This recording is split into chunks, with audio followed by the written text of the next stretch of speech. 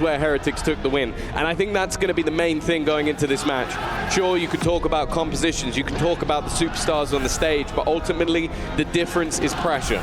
One of these teams thrives within it, improves as the tournament goes on. The other seems to blitz opponents, and the second they get into high-pressure matches, that's where things go wrong. Yesterday, we talk about the likes of Boo. He's not the man that you'd expect to lead the scoreboard. You have Wu, you have Mini Boo, you got Orions. But Boo was phenomenal yesterday and won them so many important rounds in a match that went the distance, went all the way to OT.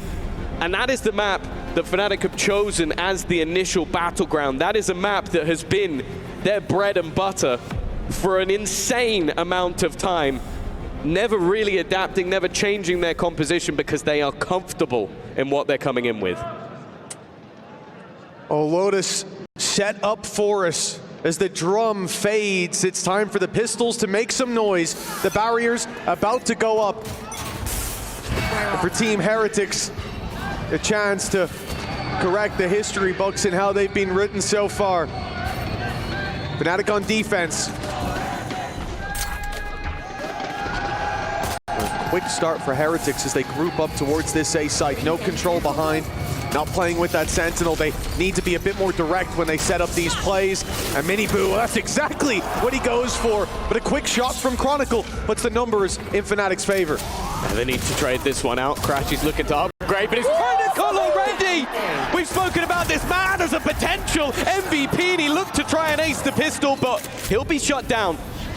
Now Wu, looking to try and match him on the 4K. He's taken a lot of damage, however, and his reposition is being watched, Mitch.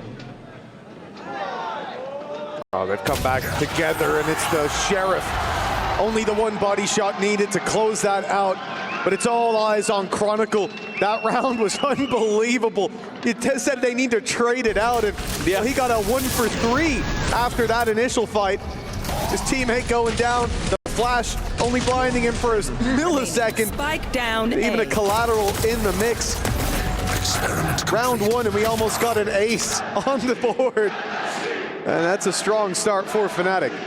He's probably the one man in this server right now that doesn't feel pressure. I don't believe he's ever felt pressure in his career thus far.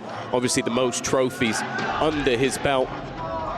But he has had a crazy individual tournament. Normally he's very consistent in his manner, putting up decent numbers and having a few good games. But he's currently the #1 rated player in the entirety of the tournament. And I think he's #2 in ACS. #1 is Woot. So that at least makes things a little bit more interesting.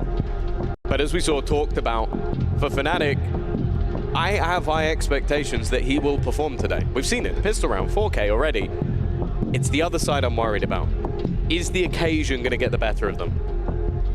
Well, talk to me as we have a technical pause on the stage early about the expectations coming out of this first half. Fnatic on defense now already with a pistol round under their belt. Where's the goalpost for them? Or more importantly, where's the goalpost for Heretics on the attack? Yeah, I think that's the more interesting point, because although in recent times, like their game versus RRQ, for example, Fnatic had a very good defensive side, and the same can be said in their recent matchup versus PaperX over at Masters. They've always been incredible on the attack. I think Boaster's calling maybe second to none on this map. So good at pulling those rotations and playing. So I think that ultimately a minimum here for Heretics is you want to win the half. Like, you want to come out on top because you know going into that attack, Fnatic are going to be incredibly comfortable. Yesterday, they ended up dead even versus Gen G, and the game ends up going to overtime. And that was with them winning both pistols. They've already not won the first. The bar set high for the attacking side coming into this one. As the barriers go up, you can see that there's nothing crazy going on. It will be classics and a frenzy for that attack. And a very direct approach from what we've seen of Mini Boo.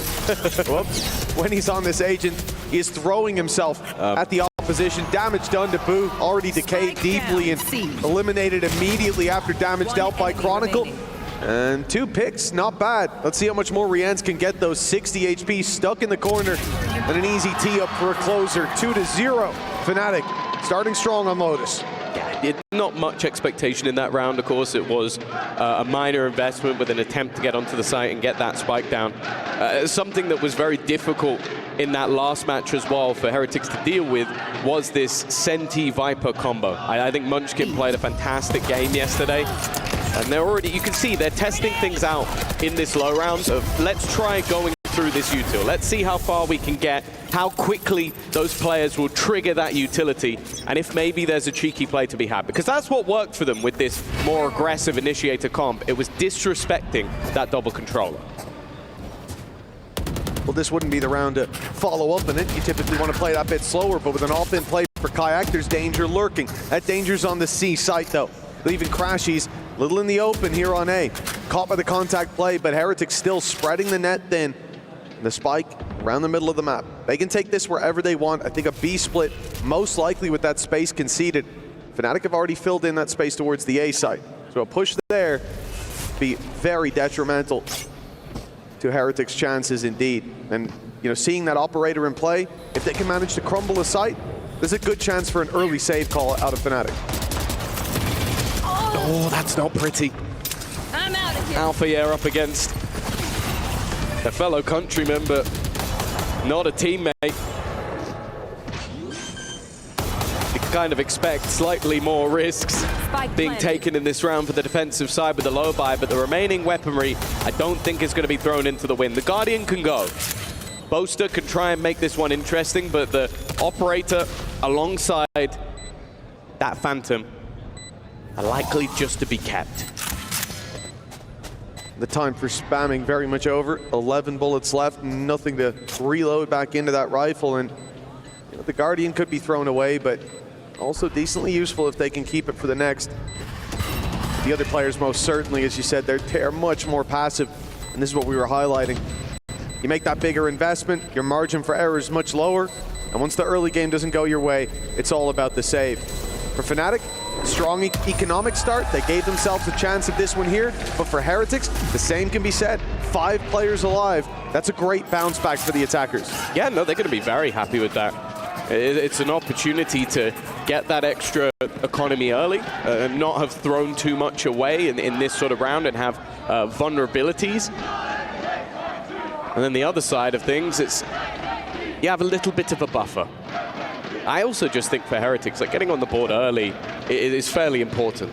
You know for a fact that if Fnatic lose a map, it's not really that much of a worry. They are very resilient in their mental. I think the other side of things with Heretics, we have seen them crash out in finals especially. They can go from a 3-0 victory in a lower final and then go straight into a matchup versus Fnatic and end up going 0-3. That's exactly what happened in EMEA Stage 1. Earlier this year. The more painful ones, of course, where you go back to 2024. The 3-3-2 losses in a row. There's nothing more painful than that. A squad that definitely should have a trophy, but as of right now, don't. Well, we saw in that previous, the Guardian saved over, gives a lot of economy to Boaster. They can afford a full buy around and all. This round and the next, it's an uphill battle for Heretics, even with that full 5-man left alive in that previous. Because remember, they managed to dodge the up. They didn't go towards the C site where the expected hit was to come through. They spread the net, they played their default, and they got a pick off the back of it. Won't be so easy this time around. The danger of that op going to be lurking for a few rounds to come. And that's the man we're really wondering at how strong his performance can be down on that stage. We've seen it before. Kayak can single-handedly turn close maps into clean ones. Team Heretics, I'm still feeling hopeful after looking at their series yesterday. Managing to best Gen G sets them up for a real chance, but this is the final boss. Well, the fun thing for Kayak that sort of will remove a bit of that pressure is he's done it at Ascension, he's done it regionally. This is the next level, this is the next step. They made it to a Masters Grand Final. But also, well, I kind of agree with the sign. You have experienced veterans who are still incredibly young, explosive players. And the likes of Alpha, yeah, Chronicle himself, like it's easy to forget he's still in his early 20s with how much he's already managed to achieve. And then you have a leader like Boaster as well. But I also think that's something that Heretics have. Sure, they don't have those accolades to go with it, but it's those 4 youngsters, Riyadh, who I think just manages to play way above his age, like looks like an incredibly experienced player. But then also Boo.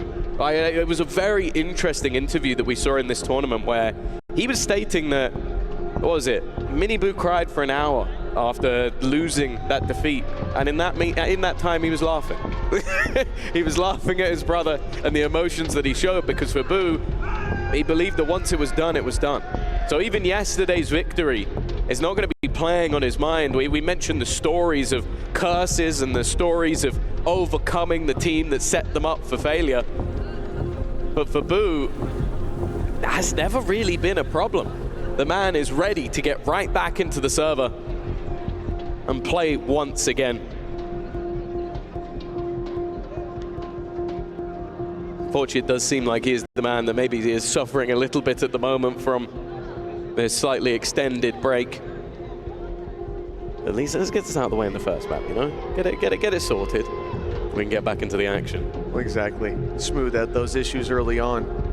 Looking down at the shots we're getting at the crowd there, listening to the noise early, it seems like certainly a pretty heavy lean in the audience towards Fnatic.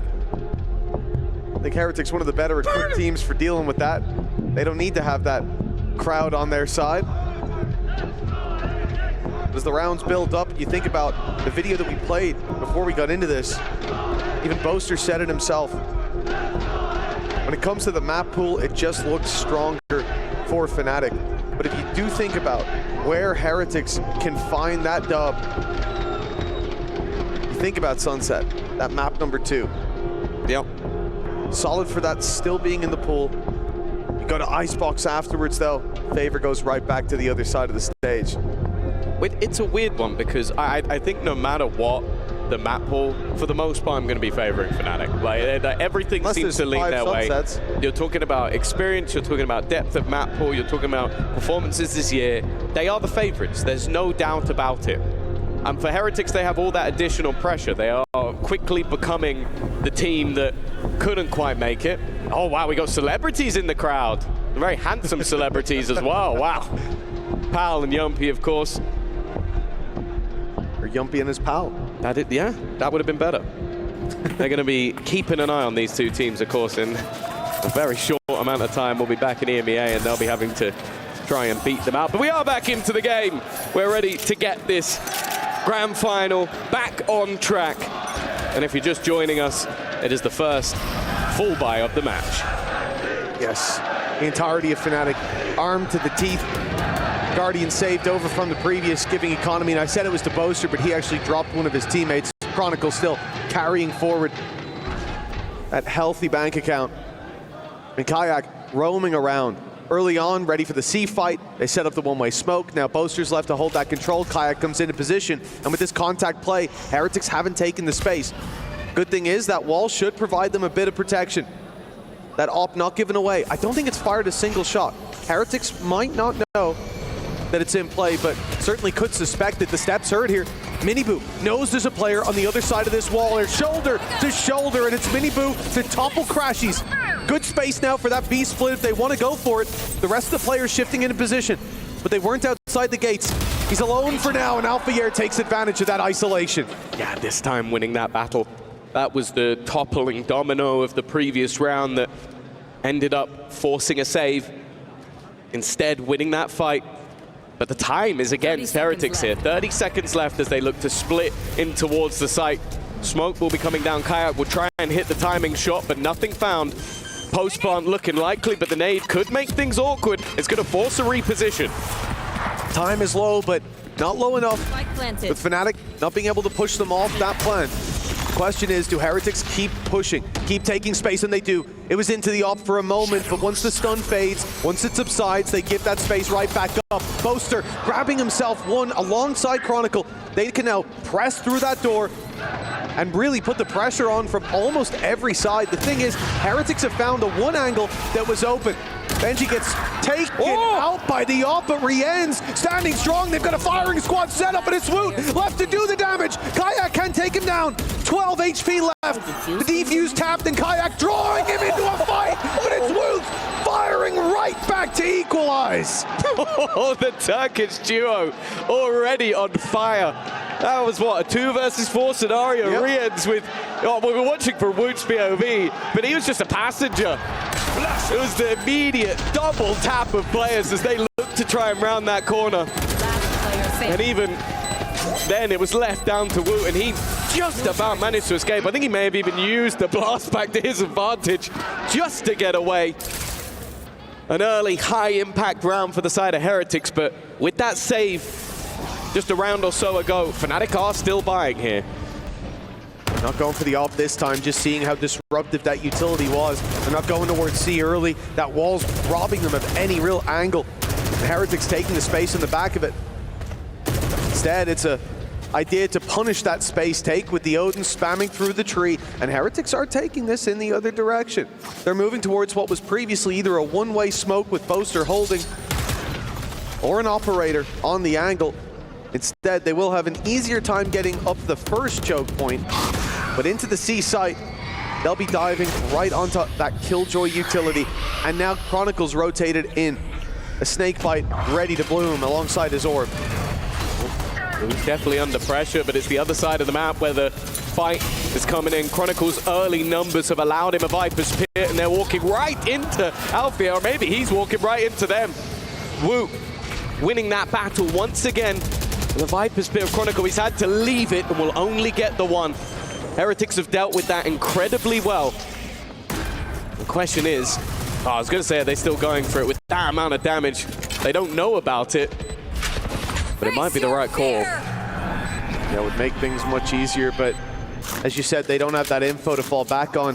You hit tab if you're on Fnatic, you look at the credits and you realize we really don't have enough to invest into this next one if we lose all these weapons. Heretics then build up a lot of momentum early on.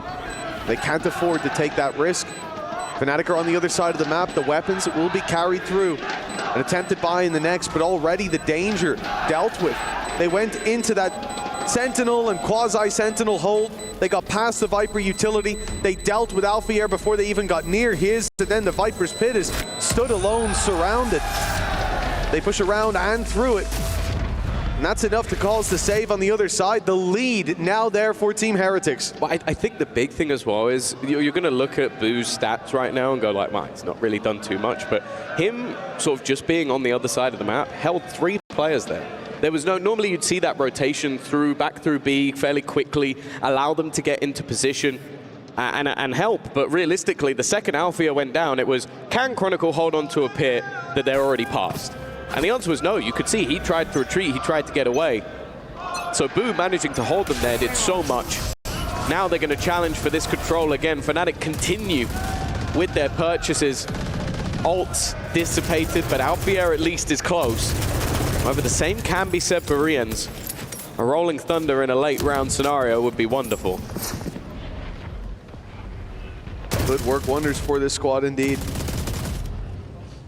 Heretics now, the lead is theirs. The economy of Fnatic still under threat if they lose this one. Boo's been drawing their eye consistently towards this angle. He's been spotted now, but Crashy's wins that. He got pushed out by the door. He was isolated. And that one duel gives them all the space and info now they you need. See the rotation. That's exactly what I was talking about. They're able to get back into that B site a little earlier, and now they're waiting for these plays. The thing they struggled with in the last round, Fnatic have immediately adapted to. And now you look at the difference. Last time they ran into a site, wiped out the 2 players and had a plant. This time they get caught on B. They're being flanked on as well. We got there in the end, Crashies. You know, first few rounds, we'll forgive you. And well, a flawless round for Fnatic. That shows the difference of Boo staying alive and Boo dying. I like the Odin for this reason, right? The first bullet accuracy doesn't matter as much. You get a little bit more time with the spray. Look at this. He's being forced forward by the door and still wins the fight. And that's it, exactly as you said, Tom. The fact of them taking that space, Crashy's pushing up, having all that rubble control, the numbers are already shifting to the other side of the map. A 2-2 setup there. And especially with it being Killjoy and Viper you're pushing into on C. Where are you? Ready and waiting. It's an uphill battle. Team Heretics, 3-3. The numbers even. Fnatic building up that little bit of extra credit economy. Minigun right on them. And even with the stun, Crashies is good for one. Immediate play by Boaster to grab it and get out. Even though he gets hit by the stun, that's okay. He's able to make it to safety. Yeah, if anything, it's helped him around the corner a little bit. Fnatic happy to take the retake.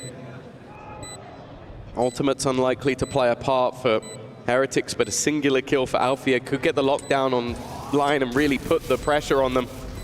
There. They're taking things slow though. Still wary of a player being outside of the site on the flank, and that is taking time to clear. But the fact is Heretics are all boxed up, playing these crossfires. The Viper Scream will fall, and that will be Fnatic's cue to go. Already Benji lands that first shot. It's evened up. He's bounced away by Kayak, but that time is ticking. And they don't have enough. That's crazy. They clear out every single player, but it just took them too long. They clear them out so fast as well. Just too much posturing, waiting to get back into that angle, waiting, I think, for the Viper wall to go down. The TP goes across, and sure, Boaster falls, but the trades come in so quickly. I'm surprised they waited that long. It's just a little bit of a misread, but then you think, what if these players lasted that little extra second? That moment or two longer, even on that fight, and then there would have been no time had they have went a second earlier. It's a strange one, and Heretics have to feel like they were gifted that. Now coming into this round with quite a bit to work with in terms of those ults. I guess their economy being tamed a little bit. Yeah. Oh, nice opening though. That smoke, they were already ahead of it. Yeah, Alfia trying to get a little bit spicy with it, has been punished. I think you saw the real value in that round of that Viper Scream, but more so just the ruse it sold outside the site. Fnatic took so long clearing to see if there was anybody back towards rubble, but they just ran out of time. Mini Boot, he's going to try and challenge. He's going to slide in on Boaster. Oh, well, already a two-man advantage. You'd probably like to just dissipate here. Instead, he's forced into a fight, and the rest of the team coming to face for Crashies! But he has managed to come out with three. A one-man army, and eventually Kayak brings the cavalry. That's unbelievable, Tom. The only thing he whiffed was the Prowler. He couldn't get around the corner, but once he got himself in there, in the mix, it was a flawless solution. Even dodging the flash and picking up two, buying the time for Kayak. You can see he wasn't really committing to that fight. He was allowing them to have that little bit of cover, to delay that little bit longer, and close the round out cleanly. That's a great round for Fnatic. Like you said, they might have lost the round before, but Team Heretics lost all their weapons, all their players. So fully investing into the previous, they have nothing to work with now. And this is rough. You're almost hoping for a mistake. They've spotted a couple of times. Alfia up close. They're going to try and put the pressure on running through the utility. Minibu gets the job done. That was the goal. Get into the site, get a plant, and try and put the time on their back. You also have to bear in mind they do have a Viper's Pit, but the nade coming through with the C's has actually not dealt a killing blow. Should allow them the plant, and they are going to commit the Viper's Pit. This is now a hefty investment. It is. It means they're starting to believe that they have a chance. Benji Fishy's gone down. It was a snake bite from Chronicle alongside the Nightfall, and Chronicle just rolls over them. Woot's left alone and dove on by Kayak to close. Fnatic winning out the round, and sure, there wasn't a lot invested, but dealing with the Viper's Pit so quickly, so easily, that's got a sting for Heretics. Of course, in the crowd, Sam Matthews probably having a great time watching Chronicle play like this. It's got to be one of the best signings Fnatic have ever made. His performance already, I think that was 14-4. Kayak seems to be right there with him. Someone who clearly is hyping up the team while also putting up those crazy numbers. And you said it, that snake bite made all the difference. You're running through a Viper's Pit. You're trying to make it worse with these weak weapons. It's tough. You kill that Viper immediately, that round falls apart. And that goes from, oh, it's some pistols and a Neo-No. Who needs a Neo-No? Overdrive, that's good sometimes. Sometimes people use it to get one kill. But then you put in a Viper's Pit, and that's a little bit more costly. Tactical pause taken, first of the series. Of course, both of these sets of coaching staff have one thing in common. That is they are looking for an international trophy. Fnatic have had them in the past. The Fnatic coaching staff have had the domestic ones. But none of them have managed to get one on an international stage. That is the goal. And for Fnatic, I mentioned it at the beginning, they get to 6 or 7 rounds on this defense, they are going to be feeling very confident on their map pick. It has been a bit of a back and forth affair so far. And the Nightfall, alongside the Snakebite, really turning the tide in their favor in the previous, only secured them a round that they should have already had. It only counters out the one ultimate for Team Heretics, while leaving them without much to fall back on in this. And more importantly, Kayak, showstopper available, players outside his sight. This will be a split on the B side. This will be the showstopper put in early. Miniboo takes no space. Paranoia from Boaster is perfect. And the nade to slow some more. The advantage building for the side of Fnatic. And it's all thanks to Kayak. Unbelievable defense on that side. Heretics, they tried to put the pressure on, but they were the ones to crumble. Yeah, they're looking for gaps elsewhere. They're hoping that maybe this has left additional space, but it wasn't like that was a B stack. It wasn't like they had the whole team there. It was just once again one of the individuals. And then the combination of that Viper screen, just allowing those isolated fights for Kayak Wu is all that remains. And while he tries for 2, ends up with 0. It is now 6 already on that defensive side. And I am not surprised he's smiling. This is beautiful. Just the placement of Kayak. And look at the screen, immediately up. The reaction was there. The blast pack to boop Boo out of the round, and it was done from this point forward. Utterly clean, and we've seen this Kayak reposition. He's been towards C a lot of the time. You expect to see that Raze contesting early on A, throwing the nade through alongside the Cs. This is the standard play, but he was in the right place at the right time. Now Team Heretics left with pistols. They are targeting Alpha here. That has been one of the plans for Heretics. It is a plan that most teams have failed at, but they've done reasonably well so far. An early stun to force him back, but this time not committing off it. Maybe hoping that it will bait some rotations out, but again, the difference in buys is hefty. Boaster's actually sat with 8,000 credits. So they will be comfortable until the end of the half, even if he's buying his teammates Odin's. They're going to try and put the pressure onto him here. Yeah, you got that deeper Viper wall, looking for the split straight through, but Boo's going to use it as cover up close. It's heard. Crashy's detecting him immediately.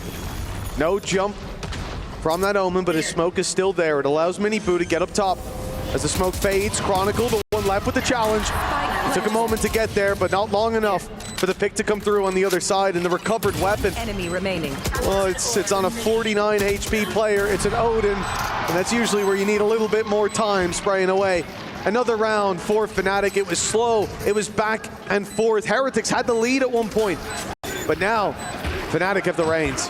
Yeah, their round losses came with a few saves. They were not willing to gamble into some of those disadvantaged retakes, but once they got going, they have been very difficult to stop. And I think Crashy's as well, like an incredibly slow start to this match, but now he's back online. Chronicle never stopped. Kayak up there as well.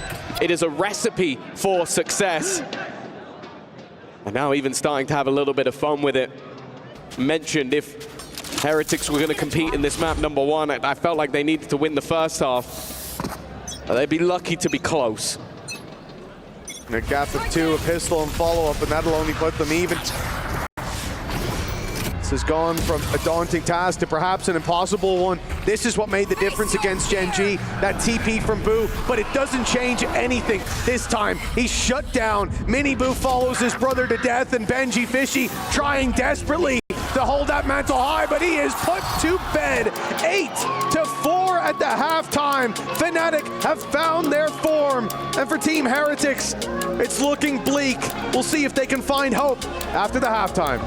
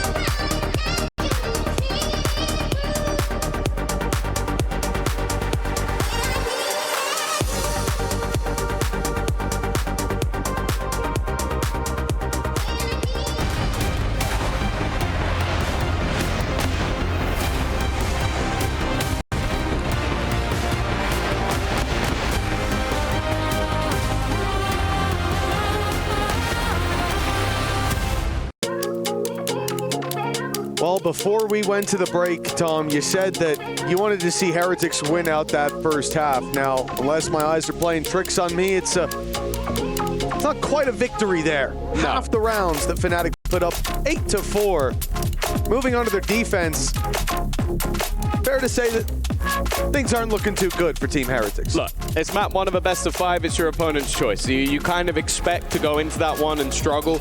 Obviously, on paper, I don't think it was too bad a map for them whatsoever, but Fnatic have been the masters of this map for a long time, especially when you look at these regional matchups. They have played it in a similar fashion, with a similar comp, even with different people on the team. And the thing that really always stood out was how they played this attack. The calls, the reads, the misdirection of Boaster. So unless Heretics have been one of the few that have managed to clock on to how Fnatic are playing, Toxin screen down. I think they're going to have to hope for Sunset. I mean, there's quite a bit of hope there. But 6 out of the last 7 have been losses. And even the victory was an OT against KC. But for Fnatic, if they come in on form, it could be a different story. Heretics, the mood looked low on that side of the stage coming out of that first half. Toxins going up. Let's see if they can find something to bring morale up. It looks like a decent read already. You can see this rotation towards left side of the map. And a B push coming through. Chronicle could be in danger on the rotate back. Yeah, the problem is you kind of have to be aggressive with this composition, and something Fnatic are masters of is holding that ground. Chronicle is going to spot the push, but already having info of another around that area means that they can continue to pressure in towards the C site. Yesterday versus Gen G, it was 5 out of 6 pistols for Heretics, and they just about managed to get through that series. Right now, they are struggling. Kayak with his 3rd kill of the round already. And Rien's wounded, battered and bruised, but he will still take the fight versus Alpha. Rien's, yeah, like you said, very, very low indeed. And once they know where he's coming from, it's over and done with. The scary thing here, you think back to yesterday, and Rien's was the standout player on Lotus up against Gen G. But for most of the game, up until those last few, up until your OT, Boo was the one putting in so much work individually. Kayak just found more kills in one round than Boo has in this game so far. Yeah, it's definitely been difficult. And you could see that he attempted one of the same plays that he pulled off many a time. It was that TP to the back of Ascent in the first half, and you could see how ready Fnatic were for it. They were watching. They were keeping an eye on that match, and again, it brings the value of their staff. Aggressive push coming in, but Alfia comfortable in his hold. The Outlaw finds him too. Mine now falls into Boaster's hands. He pulled out the operator at the end of the last half and was connecting, but realistically, there's only 2 players to be found. One of them, Woot, only has a classic. And the other one's on the other side of the map. Getting anything here would be impressive for Woot. We start to play a game of narrow margins if we're talking about damage to the economy. And bringing this one back when Fnatic are on the cusp of double digits. Oh, well, Woot is okay. Winning. He gets wallbanged down to 7 HP by the Outlaw, has a classic in a corner, and still walks away with 1. Impressive indeed. Hey, one more would be nice. One more kill, and this is costly. Yes! Riyadh has found 2! Somehow has made this interesting. It should have been a done deal already. He doesn't expect the position of Crashies, but has started to make that realization. There's so many angles to check that he can't quite find the last one, but wowee. It was dropping weapons was the goal of the round. He's definitely done that. The only worry is how far behind they are. If this was a close scoreline, that would be an incredible round. Yeah. Unfortunately, it's not. Oh, if this was the start of the game, this is a fantastic start to the half. Considering the loss in the pistol, considering the opening triple kill from Alpha, trading out just one of his teammates, and the weapon recovered. But ultimately, it's this position from Crashies that gets any danger and discards it completely. The plant not for him, and that's what wins it. Now in another fight, okay, Benji Fishy, he's been good on this angle. Did the same on the attack side when the shoe was on the other foot. It's a valuable pick with Kayak down. That's the guy that would be diving on you. The problem is he doesn't have that same Sentinel support. So they're going to put the pressure on, and then they deal with him very easily. They also lost the aggression of Bill on the other side. Miniboo's going to try and make a play through. It's solid, but he doesn't find the frags. And now Woot is all that remains. Fnatic looking set to absolutely dominate this first map, and the hero of Woot from yesterday, the #1 in ACS this tournament, may just have to scurry away to live to fight another day. He's hearing the doors open. Damage would be nice, but the reality of the situation is him having a hero rifle for the next round holds far more value than doing damage in this one.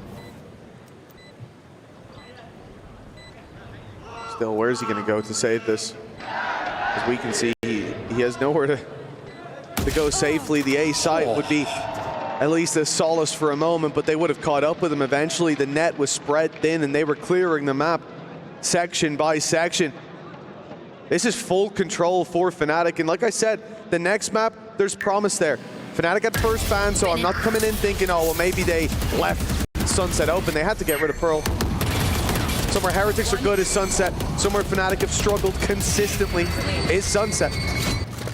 But if Heretics come in cold like this, I mean, there's a lot of fights we're seeing here, Tom. The Boo brothers, they're not activated, but even just across the board, this is looking weak from Heretics. Yeah, the early success. They've lost 8 rounds in a row now. Sure, with a pistol in the middle, but it doesn't make the sight any prettier to see from what was a close back and forth start. Fnatic found a gear that we don't know if Heretics have. And that is Grand Finals form. Here. It takes a lot to get to a Grand Final.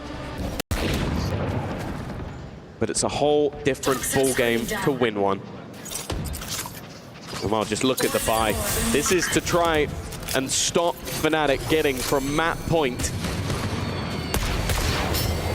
And they have got Stingers and some Sheriffs. They've saved credits for the next. The flash, decent, but they were safely behind the mound. Benji Fishy down. Here. Losing your Viper on that seaside hold, and we saw how much value that brought from Chronicle being there. Obviously it was alongside Alpha here, and the Sentinel certainly helps out in that battle. Even just having the alarm bot to tell you when to put the snake bite through. Now with 30 seconds left, they take it in the other direction. Paranoia and the haunt scene. Boo even spots the pack. He knows that there's players coming his way. Mini Boo gets aggressive on B, finds one upgraded rifle. Okay, this is looking recoverable because there's only 15 seconds left. The spike is making its way to the site. All eyes on Boo. If he can drop this spike, they may well be in with a chance, but he'd have to get past Kayak. Instead, oh no, it's disastrous. He's missed the shots he needed to land, and this has just been every round. They're set up with an opportunity. That blind was perfect. He couldn't see a damn thing, but by the looks of it, neither could Boo. Yeah, this has just not been their map. We are not seeing the Heretics of the last few days. Initial games in this tournament were rough. No, it's Pulp Fiction. We didn't need a replay. But they were coming. Oh no, yeah, he's even getting called out by Chronicle. He knows how much of a whiff that had to have been for him to survive. Well, it needs to be 8 rounds in a row. And already it is a straight dump of utility and ultimates to take over that C site. Benji's had no choice but to fall all the way back. Even still, he'll take a bit of a tag. They're now going to immediately re-pressure for that control. The stuns dodged by Kayak. The space now going to be contained with this lockdown put into play. It needs to be an aggressive play. It needs to be quick from Team Heretics to get through this choke point to break that lockdown, and they're being spammed out. 3 seconds left. Boo tries to round, but Chronicle's watching, and the lockdown comes into play with 2 detained. This round should be done. There's only one man who can really stop them from retaking the space, and he's already dealt with. Time ticking away as Riyadh finally let go from his prison, but they're about to be set free from the map as Fnatic claim this one dominantly. A 13-4. What a start to the grand finals. This is a squad that we know are known for tournament victories. It's worth mentioning, at least in my mind, this should be the map that Fnatic prepared for the least. Not to say that they didn't do any, but when you think about the series, it's a coin flip for who bans first. If it's Heretics, they take out Pearl, and you can remove the Sunset. But if it's Fnatic, they remove Pearl, and you probably play the Sunset. Coming in puts it as a 50-50 chance you even play it. Probably the preparation goes elsewhere, but you have some core ideas. Maybe you haven't had a chance to put them to practice just yet. But for Heretics, that might be even more dangerous. Fnatic coming in on form, some new ideas to play with, some unknowns that they're up against. But the main thing they have to do before defeating their opposition is defeat the issues of the previous map. I mean, there were shots just not hitting. Yeah. I don't think that was anything to do with the color of the walls behind the players. They have to come in hot to the touch, or this could be a very quick grand final. Yeah, and I think although the critique will be on someone like Boo, it's his brother that I'm looking at here. You're going in as now that solo duelist. Woot's impact a lot of the time on this map is a bit more diminished, and you are the focal point of so many moments. And well, after spotting players up mid, they're going to try and fight forward directly in towards this B site. Fnatic, they've already rotated. Chronicle in position with Alpha. The numbers flooding in, the eyes on Crashies, but round the side they go. Crashies even gets one with the shock dart. Heretics are crumbling here in the pistol round. Riyadh steps up to the plate. He's got 4, and he could knock this one out of the park. It's a shot to bolster needed, and it connects, but not for enough damage. 20 HP away from an ace. Both pistol rounds have been pretty much the same. A good Chronicle cosplay. Oh, that was desperately Did he just close. get saved by the shields? Was that the difference between a round win and not? The last player you came up against just happened to have shields. Like that was almost one of the greatest pistol rounds. Yeah, it was. He hits the head. I think it's purely, yeah, it is. It's the shields. The difference is the shields. Riyadh hits the shot, and if it's on anyone else, he wins the round. That is so brutal. That's heartbreaking. He did everything. to put his name in contention for play of the tournament, and Boaster, just those light shields made the difference. Boo has managed to get a little bit further than maybe he should have done, but I'll be honest, I'm still reeling from the last round. Your Heretics, that felt like your hope, your chance. What a shot from Alpha. That was a headshot onto Miniboo. They just come flooding on through. He's even downgrading his weapon to slide on in and close this convincingly. He's risking the swap before the time's up. 2-0 start for Fnatic, and they look confident here. For Heretics, it must have felt like they had a real shot. They're putting their best foot forward and stepping onto this stage and forgetting the previous map. This coming round is where they need to do it. It's early days here, but after what we just saw, Heretics can't afford another slow start. This is what is terrifying. As I said, yesterday they won 5 out of 6 pistols versus Gen G. Right now they're 0-3. They're not getting those early boost to rounds, but they're going to try and break back immediately. A pacey start for Miniboo, but he's being shot in the back. Just doesn't have the support to play with. Riyadh, by the way, has already got that Hunter's Fury, but even while throwing that in alongside a Miniboo push, they have found themselves in a deficit. Riyadh is the only player with kills on Team Heretics, so that kill distribution, the deaths easily get him that Hunter's Fury across the line. One man down, a weapon upgraded as well, an Outlaw, I believe, left on the floor, which means Alpha now has that Vandal to work with. Got the pick off of a classic thanks to the damage done by Kayak on the other side, but the rotations to A, it's the wrong read. Team Heretics are walking into a mostly open B site. They've gotten rid of the trap, gotten rid of the cam in a moment, but the rotates are coming in from Fnatic already. Yeah, 40 seconds.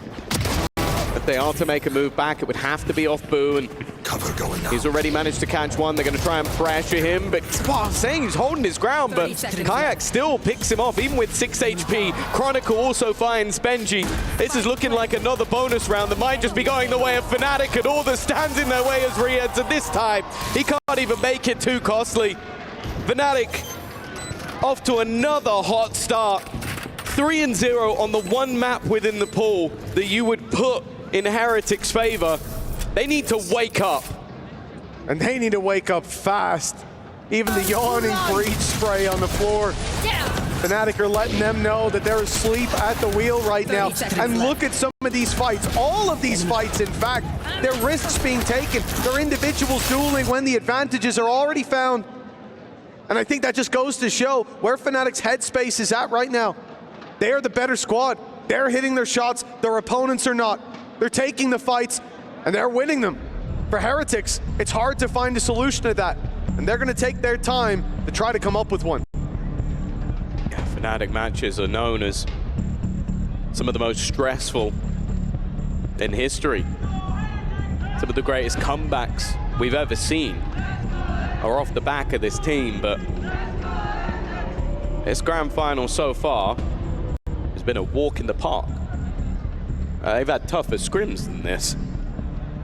A 13-4 first map, a pistol round that came down to just re-ends, and a 3-0 start on their opponent's map choice. And normally, a pause this early would be a surprise, but with the manner in which this map and series is going, you understand why Neil, Zenio, and Weber feel the need to get in there early. They know this map is integral. With Icebox up next, I think we all know what is coming. Revealing area. But this round at least is going to be a lower purchase. Couple of SMGs, couple of pistols. If they could break back here, it would be huge, but the likelihood is slim. Alpha taking a risk. That's been what we've seen from Fnatic, but they haven't been punished most of the time. This looked like the time they would. But no, Kayak's got them all! It just keeps on going in favor of Fnatic, and Heretics looking like they didn't even show up to the stage today. 2024 Ascension winner moves to Fnatic. They win a domestic, they get to a final, and now he's styling. Breaking the back of Heretics. Sure, it is a low buy round, but that's one of the cleanest aces you will ever see. Didn't even need a reload in the middle, and even standing up to tell them to sit down. No surprise, Kayak's got his ultimate. That's so much information as well. 3 players, 4 players spotted. Alpha's gonna go walking elsewhere, and even with Benji Fishy waiting, it will be 4. They don't check the angle, but luckily Riyadh is there. They managed to take an advantage. They managed to stem the bleeding. While Kayak's confidence should be the death of him and will. They cannot lose this one. 4-0 start for Fnatic on the map that Heretics are favored on. The only map in this BO5 that will confidently say they should win. And now a 2v4. It's teed up. The flash is good, and maybe the only reason that doesn't go to Alpha here. With Chronicle left alone, a man that you have to respect in the clutches, but who might just call it quits. A 1v4 is too much to ask, but damage here would be valuable. Playing for the exits, but Riyadh gets ahead of the curve. 4-1. Heretics are finally on the board. Yeah, the manner in which they've lost the rounds have been painful, but this one was important for more reasons than one. Firstly, getting onto the board, but more so, it's going to put Fnatic at least back in the box a little bit. But look at the way this round started.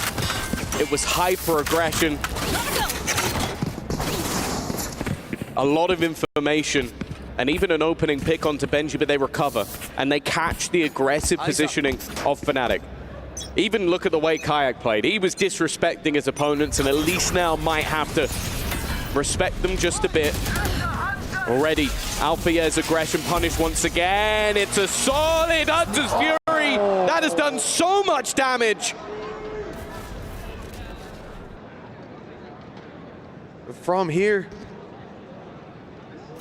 Kayak in the corner will just get out. He's made the right call. Like you said, Fnatic back in the box. Playing that respectful play again. If it was a round before, he'd be swinging wide, looking for a pick. Spams through a little early. Shock dart, a little deep. Heretics are avoiding some of those early pitfalls, but they look to push. They're going into the spawn. There's 3 players. Fnatic are waiting for it. They're beckoning them in. Crashy's already with 2 under his belt. Triples up. The drone going through, but a player caught in the corner. It's Boaster still winning that fight through the wall. 1 round for Heretics off the hubris of Fnatic, but that has faded, and they're right back to winning ways. Yeah, the Hunter's Fury, well, just the utility in general. Go back to the pistol round. Crashies was shot dying them all to low HP, and then just the reveal, just constantly pinging them after the ult hits. It is just disturbing how much damage he was able to do. He's even getting an assist there onto the Woot kill as well. That is a Crashies round through and through. Now for Heretics, they still have a buy for this one, but a loss here is already the half escaping them on the attack, which again, it normally is where they're strongest. They can still show it on the defense, but right now, I don't think it matters what side of the map they're on.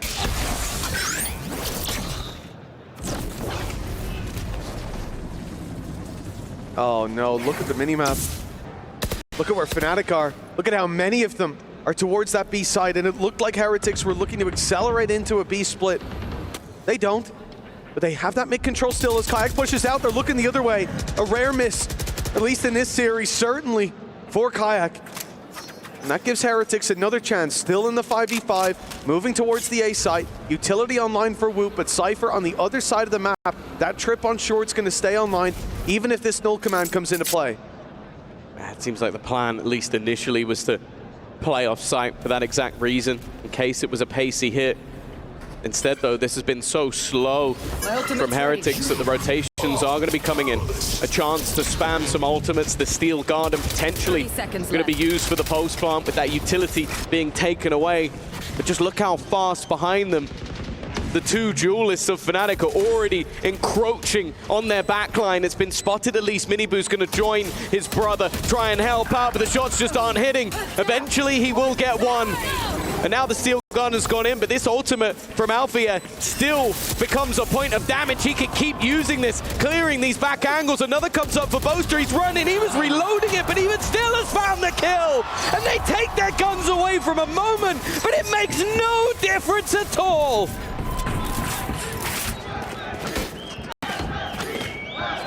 Six now for Fnatic. The train on the tracks. It's rolling full speed. This is devastating for Heretics. We said they can't afford to start slow, and the problem is they haven't even started. That is ridiculous. Seeing him run through like that. Can't even shoot as he makes it through the smoke, but the shots, as you said, Tom, they're not landing. They weren't on the previous map. They're certainly not here. And now there won't be much to fire with. In general, it's all just pistols. Miniboo, the only player to have a rifle to work with. And Heretics likely to go 7-1 down in this first half. Yeah, it seems like Fnatic are playing a great game, but the pressure of the occasion is making this Heretic side look like they are not even in the match just yet. Where is everyone? While Fnatic are known for many things, but choking, it's not one of them. An extra kill at least. Rian's had the majority of his kills in the first couple of rounds. He will at least be able to get one, and Benji's found a trade. They're making this one costly. Weirdly, this has been one of the best scenarios they've had so far. Second Vines to try to deny that space being taken, but Kayak's already ahead of it. He found his gap. He stood his ground. The TP to backside, they hope, will put the pressure on, give them that angle to work from. Eventually, Kayak might think that they're not coming his way, but the patience pays off. Benji's down, Spike alongside him, and Kayak knew that that TP, that from the shadows, was in play. Tucking in and letting Boaster do the dirty work. It's 7-1. There was some hope, some promise there, but it was broken.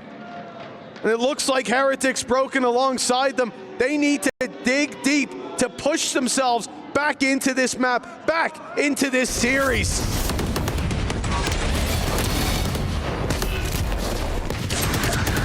There hasn't been Spike down, a weak link, a spot to exploit, any safe haven for this squad.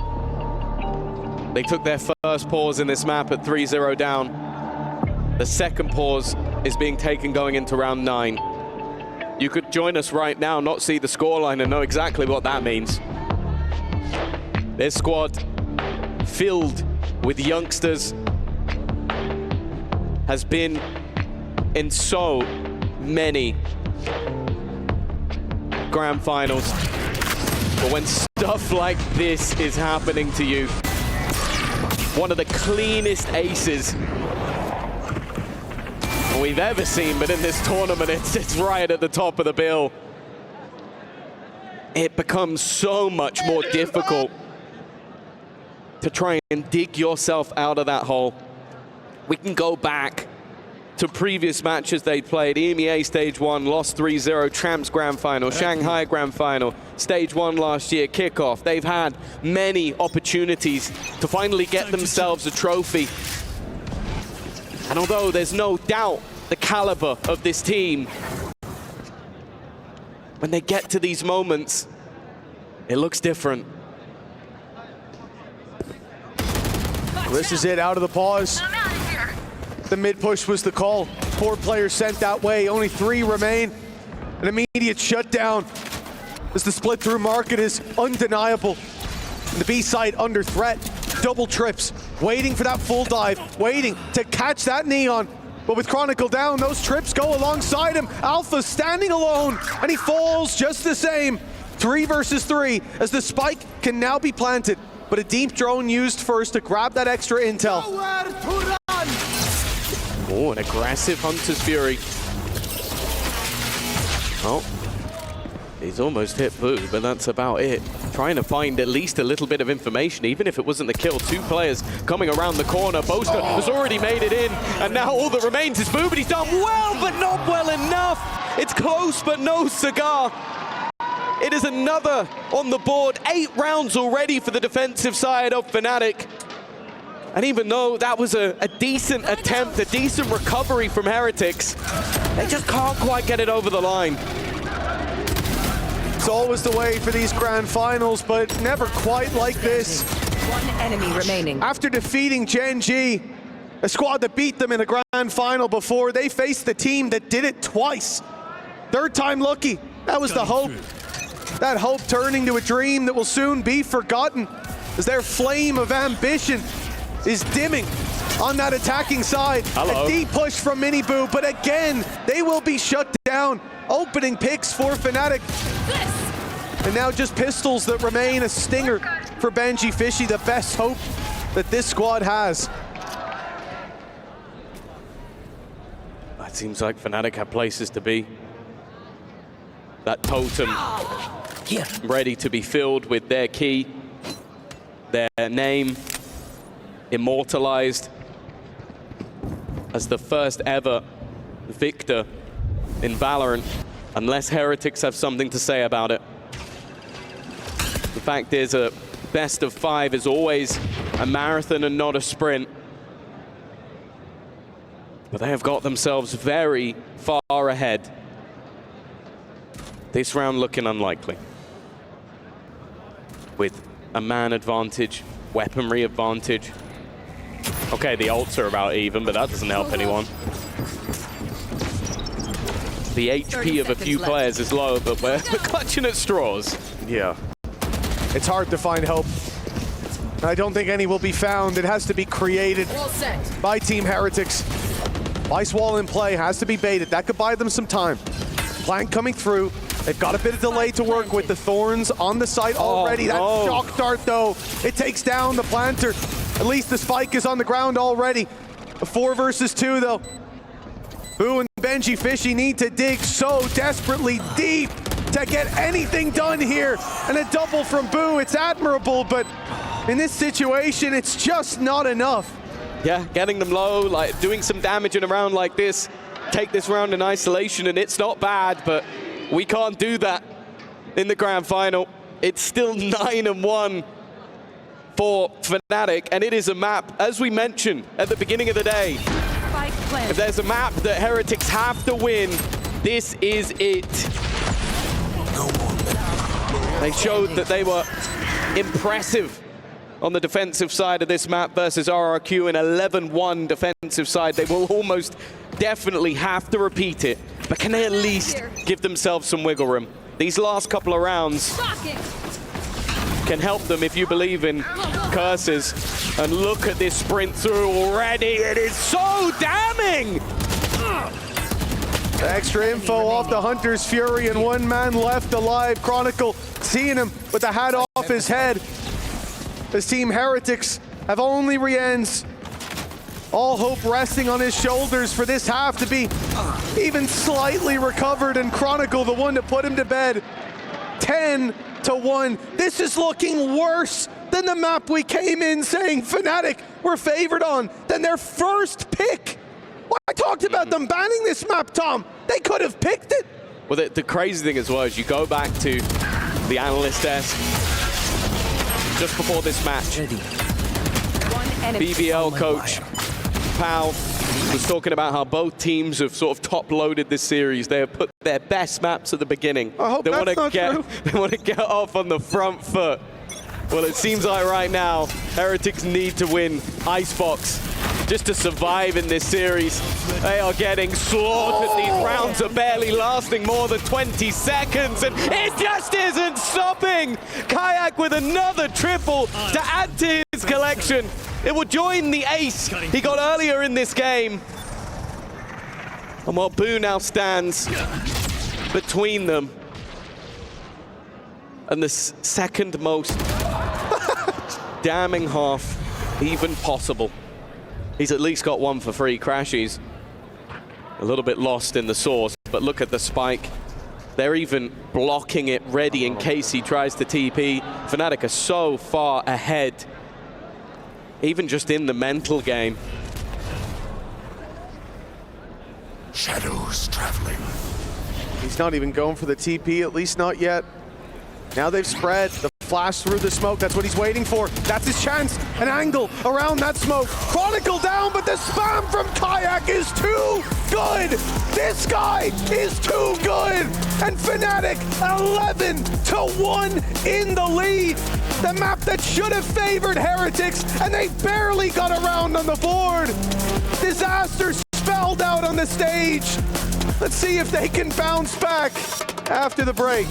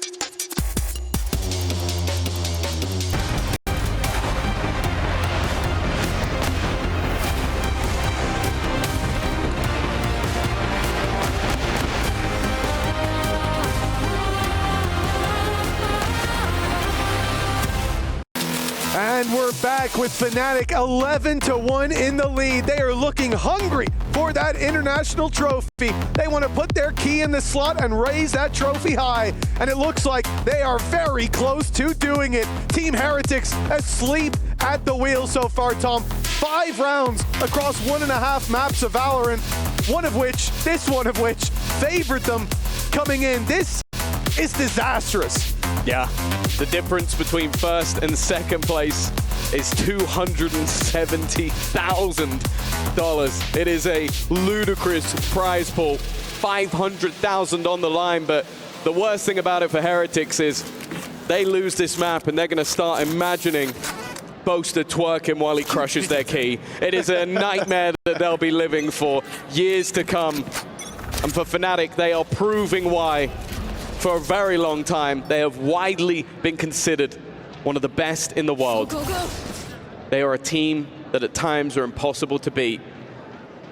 And for Heretics, they can't even believe in curses at this stage. They need to believe in miracles. Defeating Gen G was a big step, but their demons have come back to haunt them. It could be 3 grand finals in a row for Fnatic when facing against Team Heretics. At all stages, all levels of the game. Gotta go.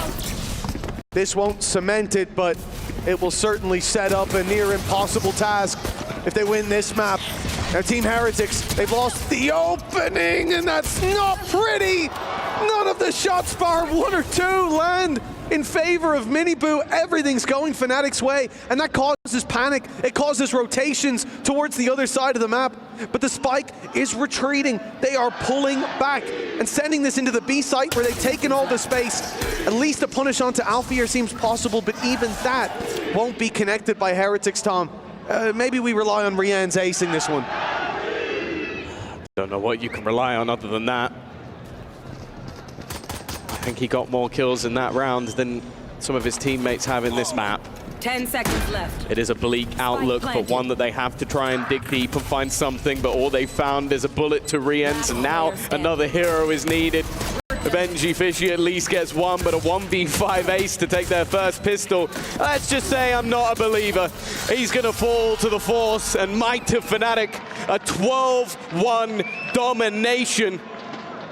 Fnatic are putting on a show of their own, a different class, a different caliber, a different level to the opponent they're facing right now. And they are just one way from going 2-0 in this best of 5. And heading into Icebox, which, well, they are widely considered one of, if not the best in the world. Even the map that they won in their previous grand final in a 3-1 defeat was Icebox. And if you're a Heretics fan, you better start praying.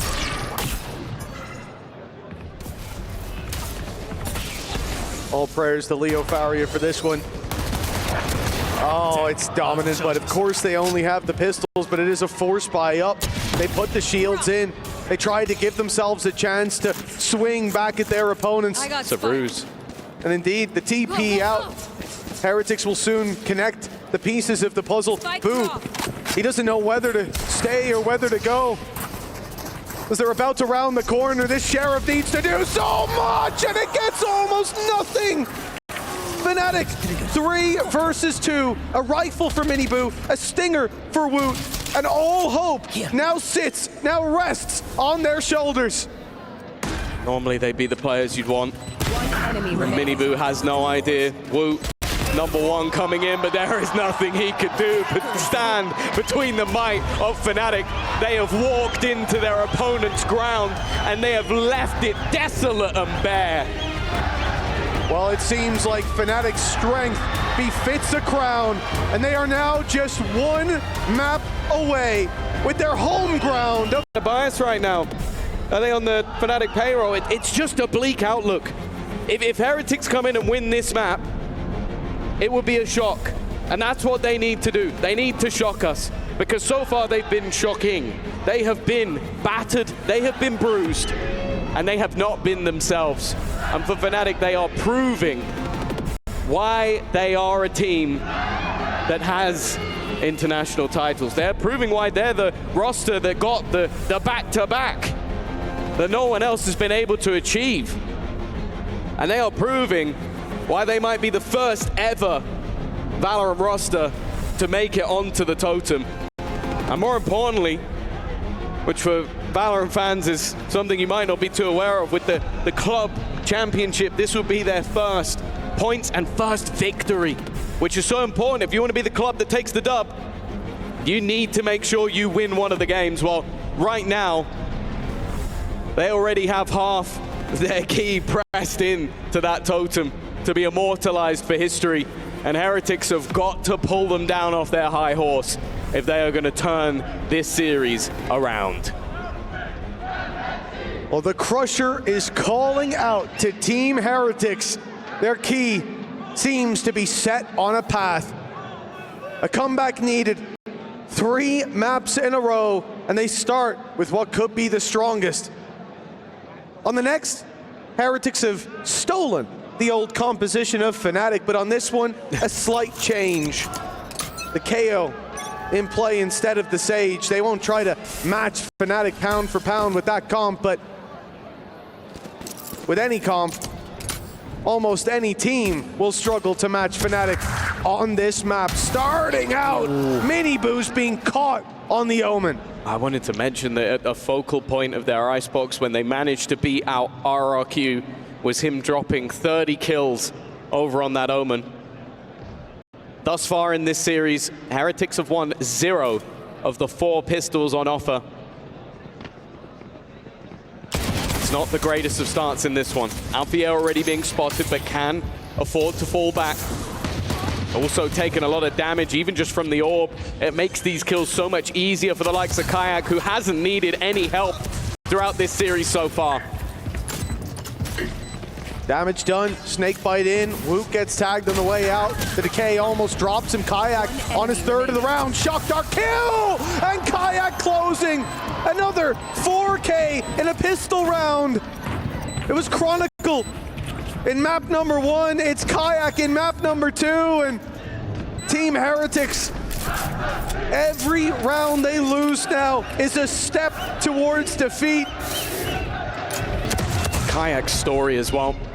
It's one of playing through Ascension, winning it, and his reward is being given the task of replacing the duelist who was part of the team that had the most successful year in Valorant. That was his goal, that was his task.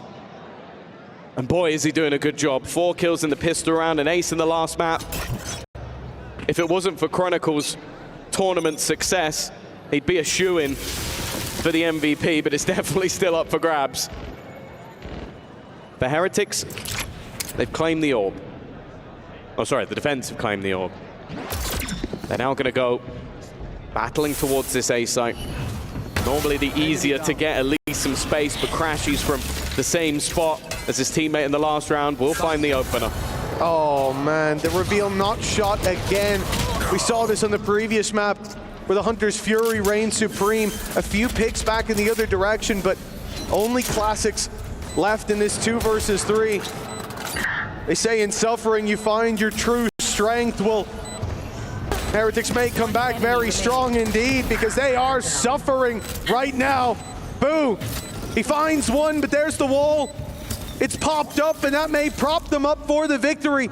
The defuse already underway. He's got to be quick, and Kayak's waiting around the side.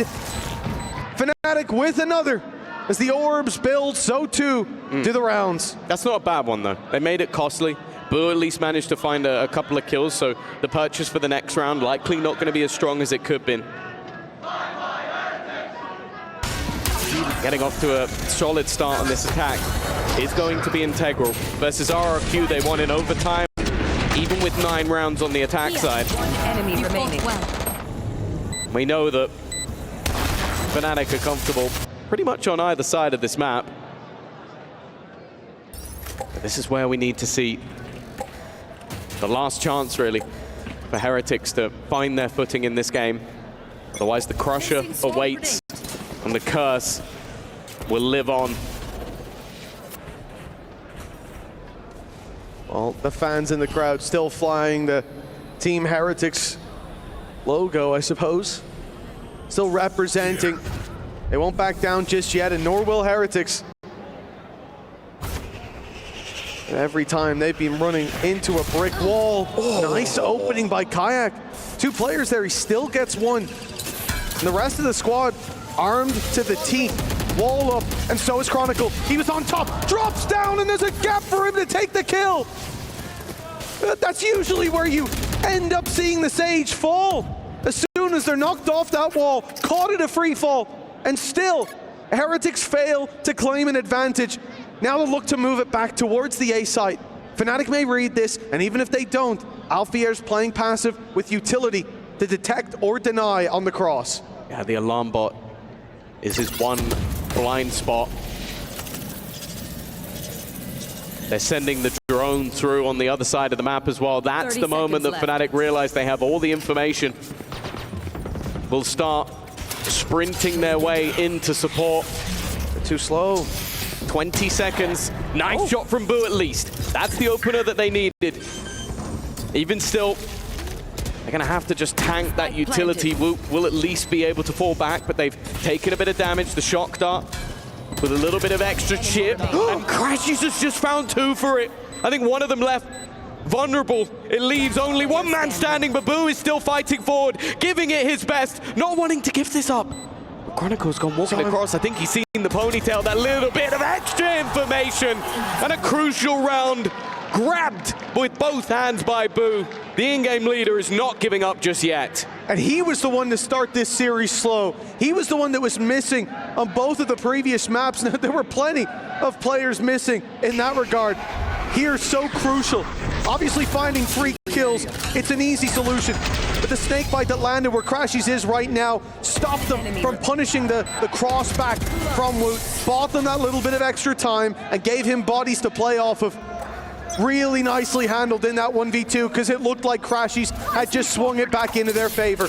And with the big investment Fnatic made, the confidence to put their credits on the line in the previous and fight for that third, means that they don't have a lot to play with here, but they send everything towards middle. It was the Blade Storm, it was the rifle. It's a weird Heretics avoid it. You've got Chronicle full investing. You've got the rest of the team somewhat on eco. You got Alpha here with a rifle. Definitely a peculiar buy. I love it though. The chances it gives you with that Outlaw, the Classics can still play a key role with just one shot hit at any range. That Outlaw can follow up. And in Chronicle's hands, there's a damn good chance it will. Yeah, Blade Storm as well for Kayak. They've avoided him, but potentially walking into that exact danger that you were mentioning. Free light shields too. There's a real chance for damage. Utility could be taken away. Woot having his ult. Could be impactful. Alfia's gone walking up and the patience pays off for Boo. That's the opener they were looking for. That's the rifle on the deck. And now they should be able to get in for a plant. He doesn't want to give away the Outlaw play just yet. That's a shock dart snake bite combo. But it's only one. And the Outlaw is on the floor. The Blade Storm put down to a Classic by this null command. And so they have to wait. But as they wait, as time ticks, Benji's flank comes closer to completion. Heretics. Seems like they've gotten rid of most of the danger, and, well, they finally will. Those shock darts were deadly, though. Another for Crashies before the round was over. Crashies, his utility throughout this game has been insanity. Be it the usage of the shock darts, the darts that he's setting up for himself as well, for the recon. And then the Hunter's Fury, well, I don't think I need to even mention how good that's been. It won't matter in this round, though. A round with danger, but a round that ultimately still goes the way of Heretics. They've already matched the rounds from last map, and they can start a streak. We know that this team plays well with the momentum at their back. Here. Well, Heretics spotted moving towards this A site. Look how passive Boo is. They're really expecting some of that deeper rotation from Fnatic through the attacker spawn for now. That's certainly not the case. The shift takes place in their own spawn. Boaster safely crossing back. No real info around where this play is coming through. A drone goes out in mid. Take flight. It's clearing all of this space. It's seen the turret now. They know that they'll be spotted if they go deep. And on the A side, as they hear Team Heretics put their own drone through, they know that they've got players in position. The snakebite already playing a big role with the shock darts. And this time both players are close by to deny the plant, but it's the Hunter's Fury that's Not again. through, and it's already finding one. Mini Boo gone. Woot out of the round. And it's a 5v3 before Heretics even see an opponent. So much impact already. And while for the Heretics, they're yet to even get the spike down. They're worried that the second they tap it, someone's going to try and make a move, and they look to get ahead of it. Fnatic are giving them nothing, though. Controlled in their protocols, as now the retake begins. Same backside fight. It's worked out for Heretics before, but we saw Crashies with a big punish on it as well. They'll leave Benji Fishy to go that little bit deeper. Boaster's watching for it. Off shot lands. Then in comes the pack. Swinging off Boaster's contact. And Boo doesn't stand a chance. Some damage done, but nowhere near enough. That is a clean round from Fnatic. A big economy builder. And a huge shutdown off the commitment of that Hunter's Fury. Yeah, every single time it's been utilized, it has been perfect. Getting a kill, revealing another as well for Boaster to give them that two-man advantage, and then everything Fnatic are doing is so controlled. There is not a foot out of place. They wait patiently to retake as a team, and that's what this squad has become. At kickoff, they were messy. They looked weak. But throughout the year, they have grown into a squad that everybody should fear. Now for Heretics, there is still a bind. There's some good ults to play with. Hunter's Fury, Viper's Pit.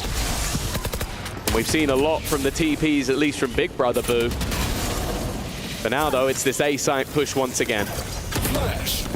Much more direct, fighting for the left side control, wanting to take it towards Crashies, off rip, and that drone going out could be a problem, but the rotates are already through. All 5 members of Fnatic ready to take this fight together. The off forced back by the nade. That may delay the play just a moment, but Boaster catches Benji out of position. Riyadh falls and Woot, caught reloading, has no chance in that fight. Miniboo already tagged heavy, and the spike down in the open. It's on Boo to cover him on the right. Shadows traveling. Leaving us even, but the danger of that op now traded out for the rifle. Kayak and Crashies, the 2 players putting up the numbers so far, but they'll have to fight back through a pit. I like this, using the pit to remove any of the risk 30 seconds left. of reclaiming that spike, but when he goes to plant, that's when you assume there'll be a move Spike from planted. the side of Fnatic.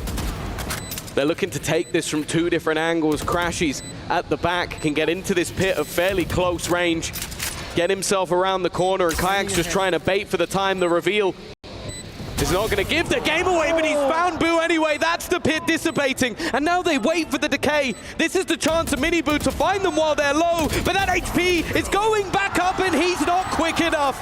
The deadly duo of Kayak and Crashies has got them another round.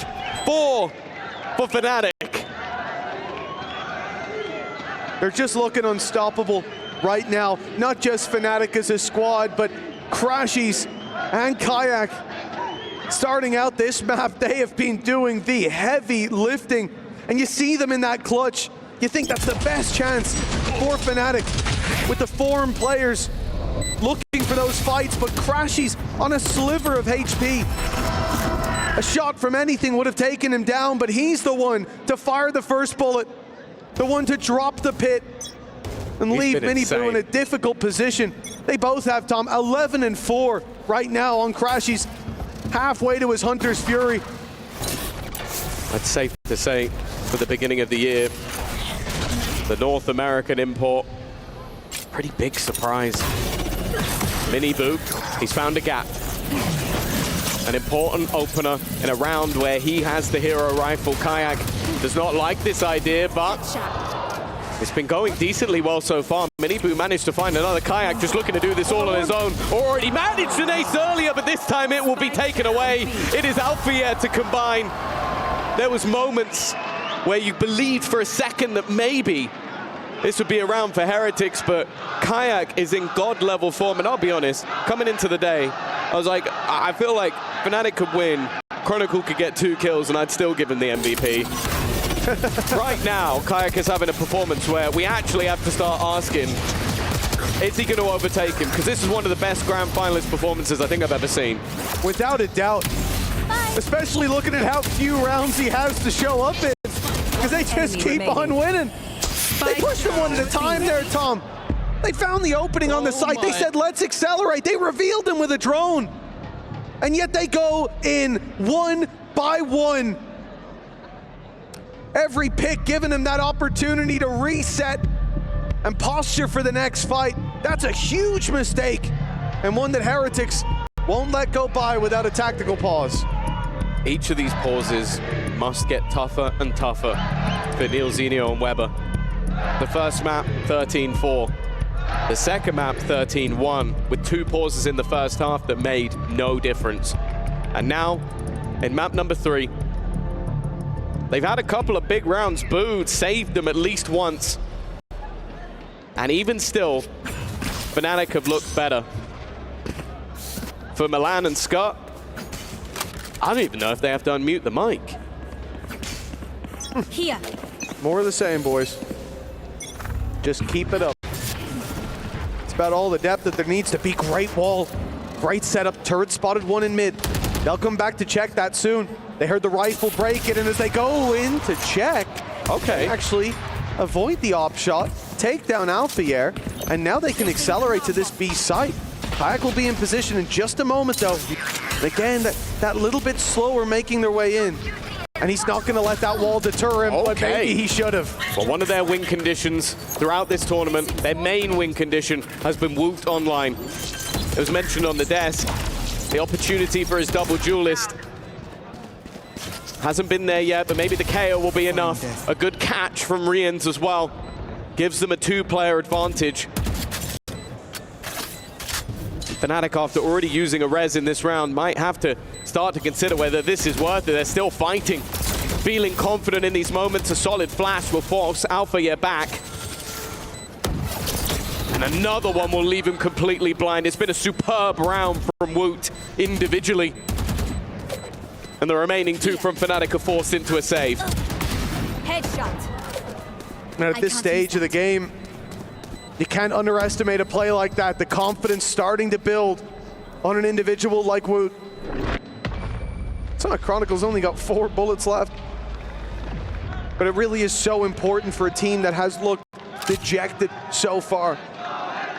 Heretics, the heads have been low, the shots, they have not been on.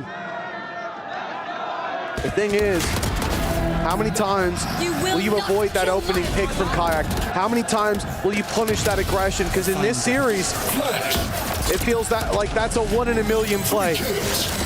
This was a good round, but they need to be perfect to climb back into this series. Now we know as well that Fnatic are no slouches on that attack side, so it's not going to get any easier. But what I will say from Heretics, starting to see some of those players online is the main thing for me. Seeing Woot have big rounds. He's been their best player this tournament. He's been the best player in terms of ACS up until today. Kayak, though, has been a little bit better. He was moving through as he finds that kill onto Riyadh. He has been an unstoppable force. Counter lockdown in play. Woot, oh, he tried to break it! He tapped twice, but Alpha only needed 1. That lockdown, making it all the way, and oh, it looked like Boo thought that perhaps that lockdown was down below, but it was up top.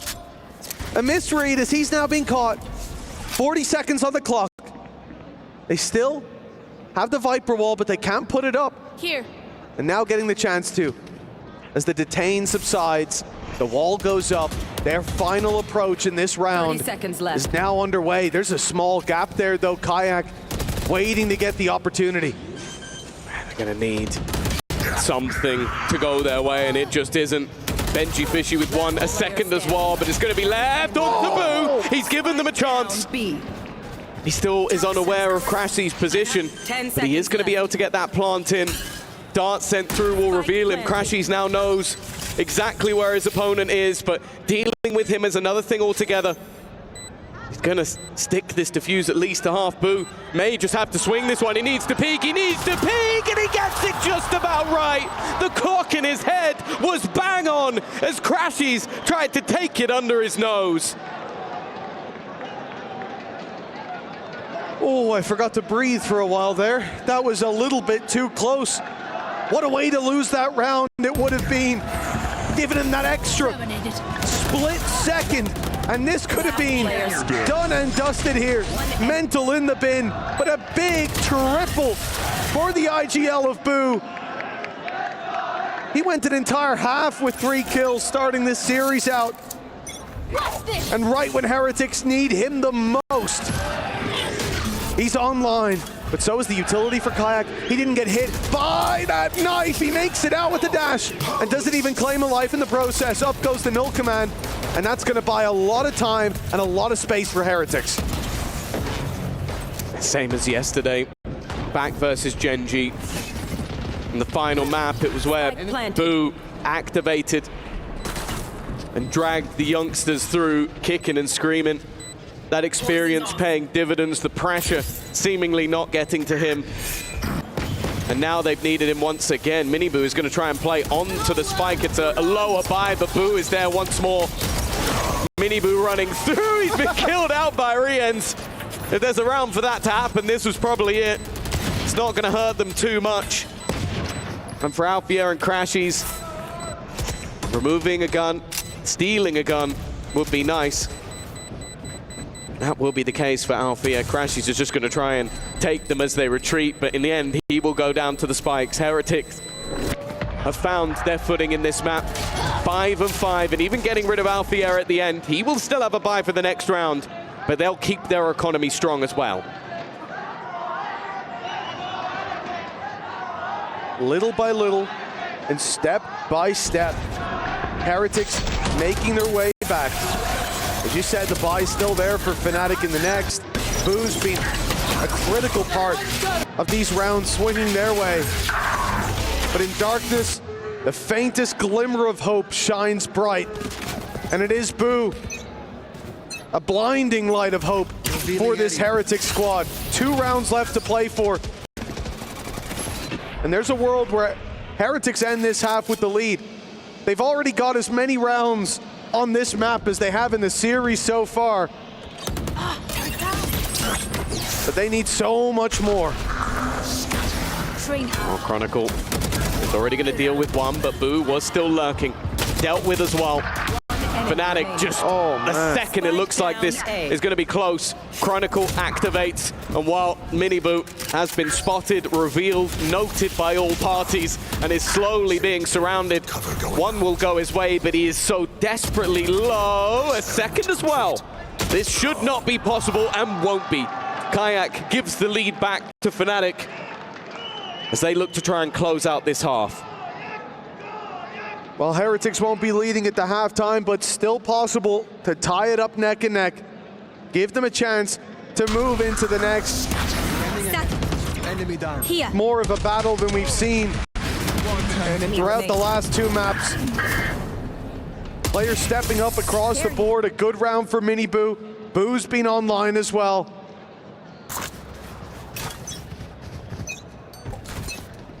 We look to that second half, and if it's a 7-5 lead for Fnatic, with how the pistol rounds have gone, it will still be a gargantuan task on Icebox. There's been positives. That's the main thing. The last 2 maps, enemy tag. well, if you went for a toilet break, you might have missed the whole thing. But this one, Heretics have been in contention throughout. Still looking for some of the pieces to awaken. Benji Fishy has been having a rough series. Miniboo has been far from his best, and, well, Woot the same, even though he's had a round or 2 here. But if they can come alive in this map, that's what matters most. Kayak has been phenomenal from start to finish, and he's their first point of contact. Boaster is almost just trying to sell the idea that there's nobody else here, and they believe it, they fall for it. Somehow he survived longer than expected, but Miniboo is trying to fight back, but it's the IGL this time. Boaster leading the charge of taking them through with an advantage. Woot will deal with him. But there are still 3 more players. 30 seconds, no Viper wall to cross, and even a res.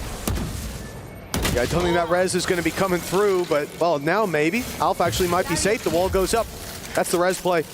Chronicle's going to make it in. Crashy's going to cover that cross. 12 seconds left. Plant has to be gone for. They've got to look for it. No, they're looking for the kills instead. They want to win this off the fights, and it's down to a 1v1. They know Chronicle's close. Only 4 seconds left. Woot has found him in the corner just in time. 6 and 6 at the halftime. Woot has given Team Heretics a chance. It's going to have to be one hell of a turnaround from a 2-0 deficit, but this is the best we've seen from Heretics so far. Fnatic could close it in 3, but we'll find out after the break.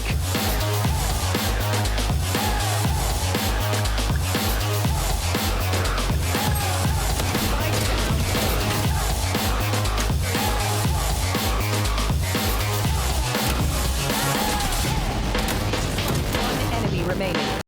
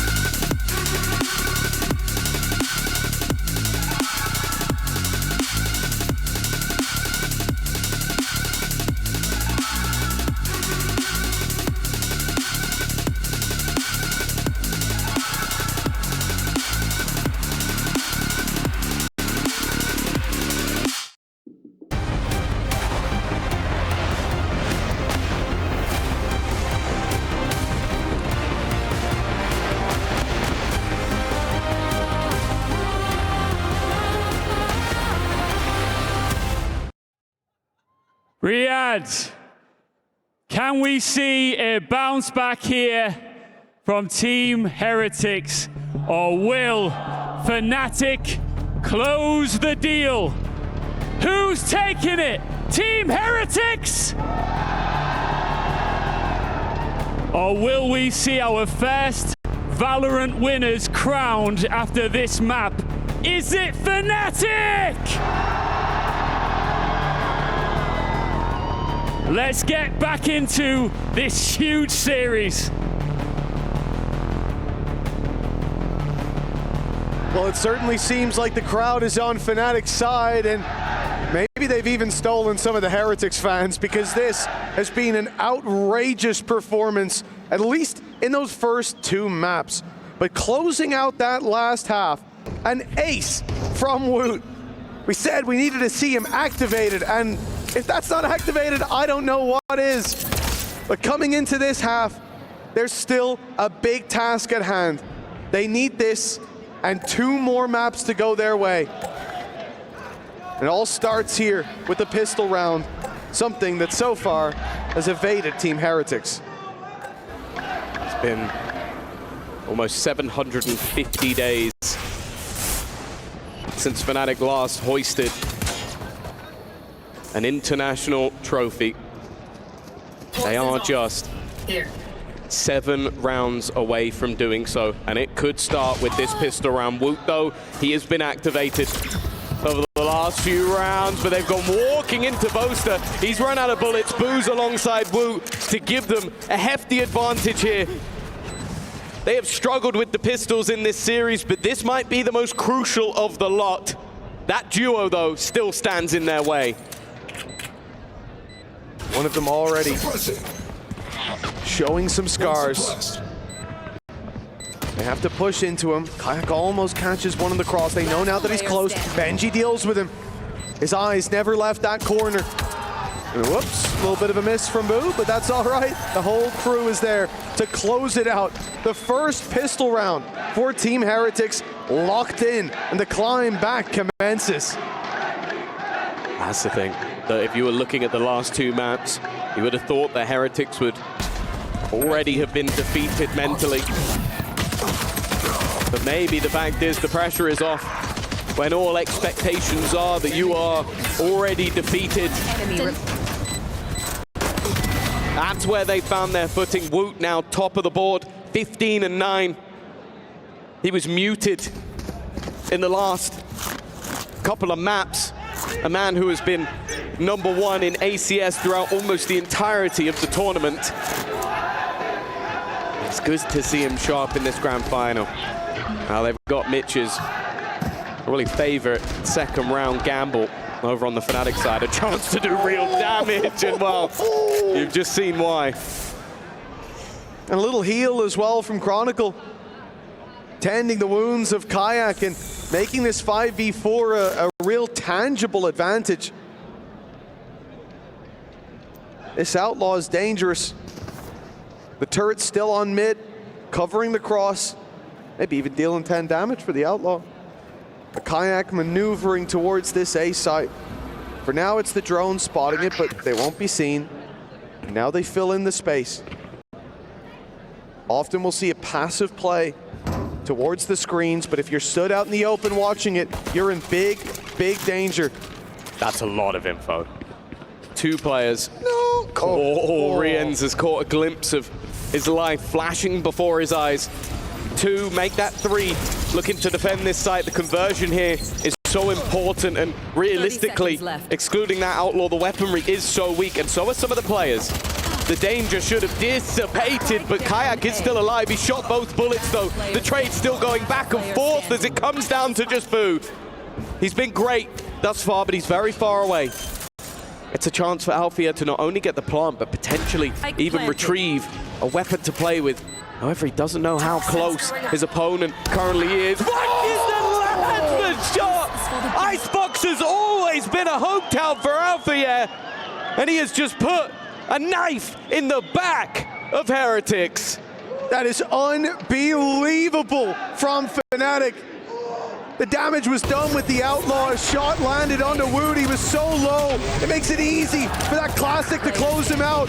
But it's Alpha's 1v2. It's the Sheriff on angles up high. And the high ground, a fight won. And a nail driven deep into the coffin of Team Heretics. 7-7, but now the economy in Fnatic's favor. Just as they win a pistol round, the early half still favors Fnatic. It's got to be difficult. You fight your way back into the game. You get yourself that early start that just hasn't been with you the entirety of the match. And the second you do it, Alpha shows up. Riyadh, though, off to a hot start in this second half. 3 kills in the last round, even with the defeat, and he started this one off well. If they could find a response, it would be the best case. But Kayak is just not stopping in his run towards that trophy. Still, though, there is damage, there is cost, there is players falling for Fnatic. This has been anything but clean. And the denial will at least slow things down. That wall slowly being broken, and Chronicle actually decides, you know what, this isn't worth the risk. Boaster landing another. Careful. Numbers back in their favor. 35 seconds, though. They're going to have to make a move. No flash left for Woot, though, to try to pop that through. 30 seconds left. Riyadh's on 70. The Classic in the hands of Woot. It's certainly not going to be an easy connection Standing ahead for that defensive side. Toxin screen down. They're out in the open. Yeah, it's an easy finisher. Another round on the board for Fnatic. A decent attempt by Heretics, at least in that first engagement. Yeah, there was some moments in this round where it looked like they could get themselves back into it. But Fnatic, ever resilient, ever diligent, are able to turn things into their favor. Toxin screen down. Oh, Boaster moving himself up the board as well. 8-7. This is where the buy comes back up already, though. An operator in hand for this attacking side. Alfia prepared, and Kayak watching for that aggression, watching for a player on the close angle of the AWP, but Woot, he's been a different gravy this map. 18 kills already, and he doesn't look like he's stopping.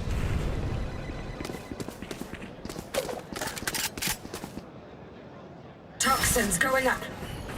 The B-side hold needs to be strong from Benji, or just conceded. That spam a little close to taking him down. 9 HP left, but still drawing breath, still keeping that mid control, that orange control. For Team Heretics with the turret online. Allowing more bodies to be committed to this side hold. The tap, as they're clearly expecting that utility, but Hunter's Fury doesn't come from the side. It's straight down the laneway. Free pick on the Chronicle. But that's unfortunate. He wasn't even the man with the spike. Boaster tried to fake it, hoping someone would swing and take a risk, and that would be where Chronicle can break back. Instead, he gets slammed by a Hunter's Fury, and well, this is the added bonus of all of that utility. Without that duelist, they're able to delay for such a ridiculous amount of time. They're able to delay for such a long time that the opposing side seemingly have given up on this round. 12 seconds left. I'd be surprised if they're still trying to hightail into the A side. No, they're not. Fnatic, similarly to the first map, willing to take those early hits to keep their economy strong. But for Heretics, this is a big win. You keep all of your weaponry alive after a pretty shaky start to this half, and now level things up once again.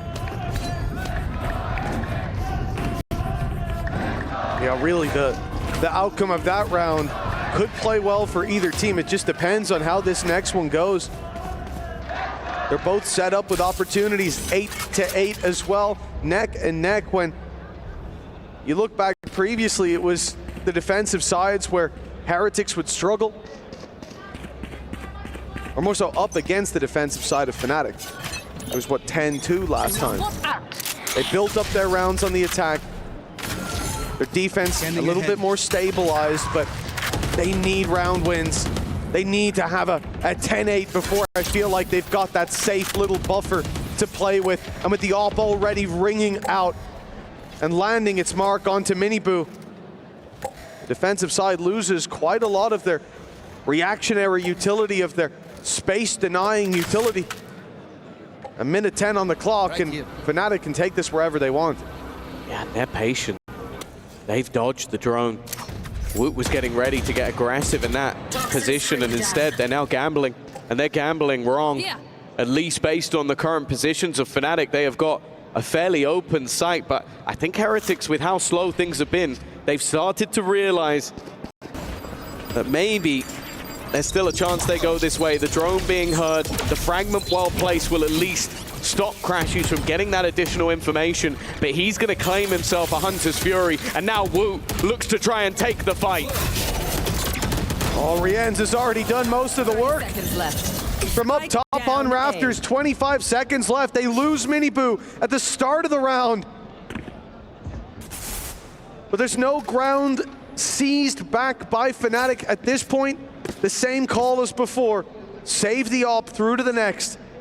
There's no point throwing these weapons away. 10 seconds left. At Team Heretics, that is it. This is the game swinging back into their favor potentially. They'll still be dangers in the next. The Hunter's Fury of Crashies has been so impactful every time it's used. With an AWP and a Blade Storm in play, Fnatic will be fighting for this coming one. And that's why we're getting a timeout called. Yeah, is this the first one that they've actually called? I remember all the others have obviously been from Heretics, and the impact didn't really seem to be there up until this map. I believe they were 5-2 down and then started their comeback. A lot of it, the catalyst has been Woot. But in this round, Riyadh again stepping up to the plate. They have got themselves into a position where they're sat on a map that expectations were fairly low. Not a bad map for them, but an excellent map for Fnatic. And even with losing that first pistol and losing the second round of this second half, they find themselves in the lead. It has taken a long time for the young men of Heretics to find their footing. But they have found it at the very last opportunity. Well, correct me if I'm wrong, but I'd be very surprised if I am. This would be the first tactical timeout from Fnatic at all. The first moment that they've needed any form of guidance. The first moment they felt pressure from Team Heretics. And it's a one-round gap. This game has been dominant for Fnatic, but it looks like the torch has been passed over. And Fnatic's light, shining so bright not long ago, is slowly fading. But we know that that spark can kickstart very quickly. To be honest, that might be a confidence boost for Heretics to know that they finally managed to at least make them think about things that are happening. Miniboo going out. Still not quite having the impact he'd desire. Looking for that opening off the back of the operator, but nothing claimed, and Fnatic immediately move towards the other side of the map, or at least the majority. Boaster still lurking, keeping the space, but it's been this duo of Riyadh and Woot that have caused them plenty of issues.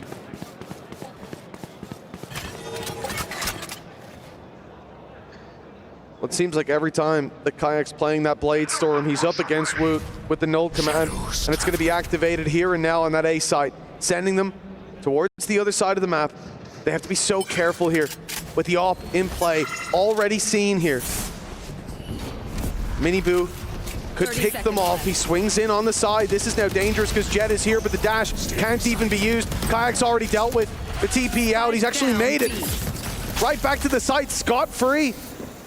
A 3 versus 5 that they're now left in, and Heretics have got all the control, all the players here. Up top, an attempted fight by Boaster falls apart, and Heretics, they found their mice. They found their shots. And even though Alpha lands one, he's got a whole bunch of players to take down. Double digits for Heretics. They've beaten the buy-up of Fnatic. Great work from them, finally starting to show themselves in this series. It took a long, long time, but they are on the server, they are fighting, they are brawling, and the pressure is finally onto the backs of Fnatic. This round is where we saw a lot from the brothers Boot. 10 seconds left. That operator doing so much work, but the support that he had definitely helping out. And a 3-round streak on this defensive side Turn out. is still going to be met with a purchase. The operator back into Kayak's hands, the lockdown Hunter's Fury, the ultimate's still there. Now Mini Boot looking to hold on to that mid control, but there might be a closer swing than he would be expecting. Never mind! It's the rifle shown, but he's quick enough to catch Alpha's peak. Deploying drone. No lockdown anymore for Fnatic to defend their space after they've taken it, or even to get them into that A site. Late lurk coming through from Boaster.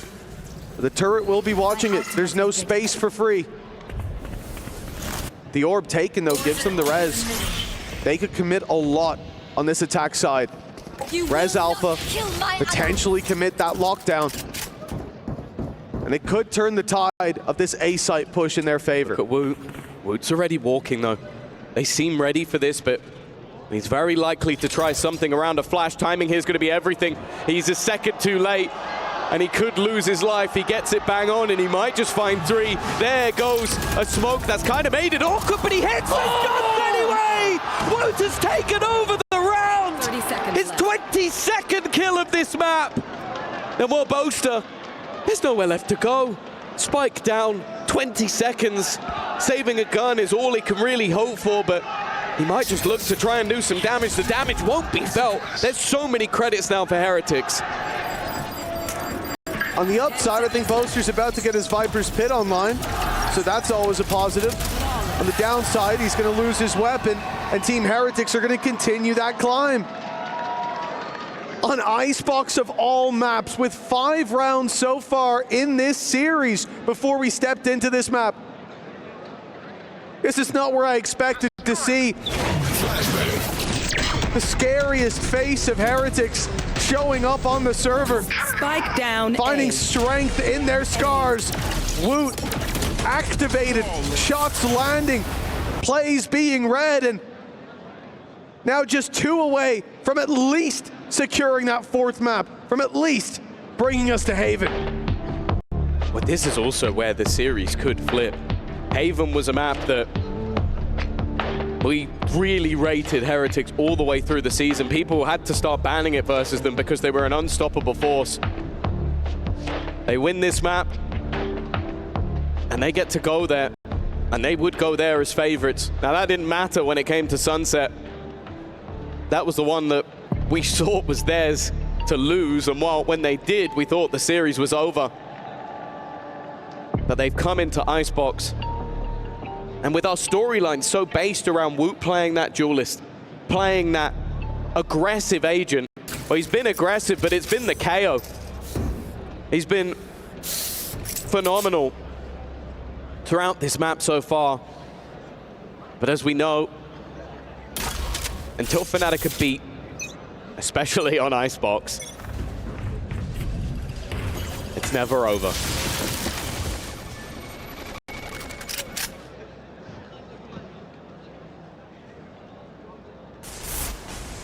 All those ultis to play with. But one was almost removed with Mini Boost swinging in. Luckily, the drone goes first for Fnatic, so that op doesn't get the opportunity. But now they know it's here. Here. Doesn't look like they'll decide to go back in a different direction, using the Viper Orb to cross through mid, potentially splitting the B site, but they don't need to. They've just taken Mini Boo down. Holding the gap in the smoke was Chronicle. And a nice shot by Boo, pulls it back. Yeah, they're putting him under pressure. He's trying to fall back behind the screen. Benji is watching and waiting, and he will catch Alpha. Yeah, the advantage that Fnatic had is quickly diminished.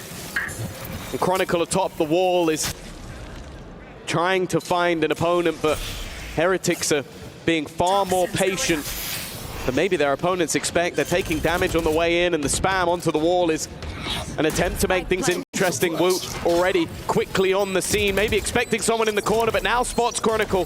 He hasn't, however, seen Crashies. This snake in the grass, this sneaky corner, that one was easy. The rest will be tougher. Hunter's Fury for the post plant. 33 as they go up the rope. Boaster falls and Chronicle does too, but that pick, it enables Crashies to use this ult to deny. And he almost catches Boo on the rope.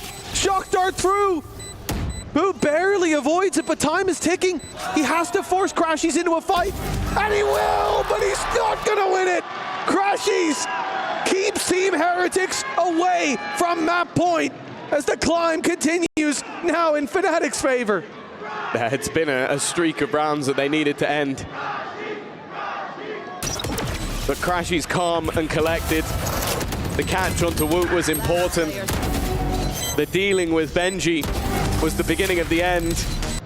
And when it came to the clock, when it came to the clutch, accident, bro.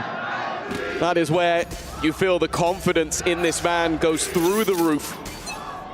Him and Kayak still atop that board. Revealing it. While for Heretics, nothing would be more cruel than coming close. Oh, Crashies doesn't have his ult anymore. Mistakes were made. That's what he was saying in the replay. Yeah, he ulted by accident after the round. Oh no. At 11-9, that's gonna let the Hunter's, or not the Hunter's Fury, there's no Hunter's Fury. That's gonna let the lockdown go in for Benji.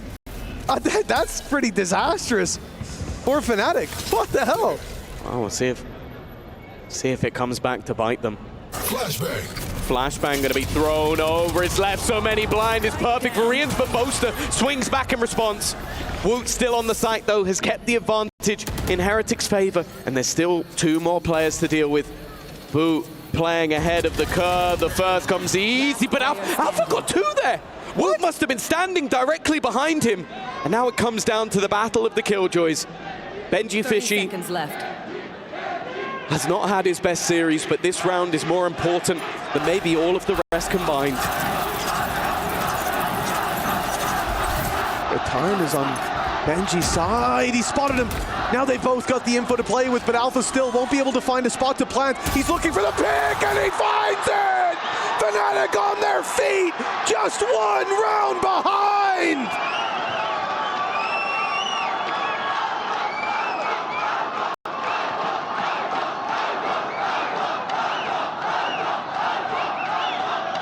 The difference between game over and 1 round between them is 2 1v1s.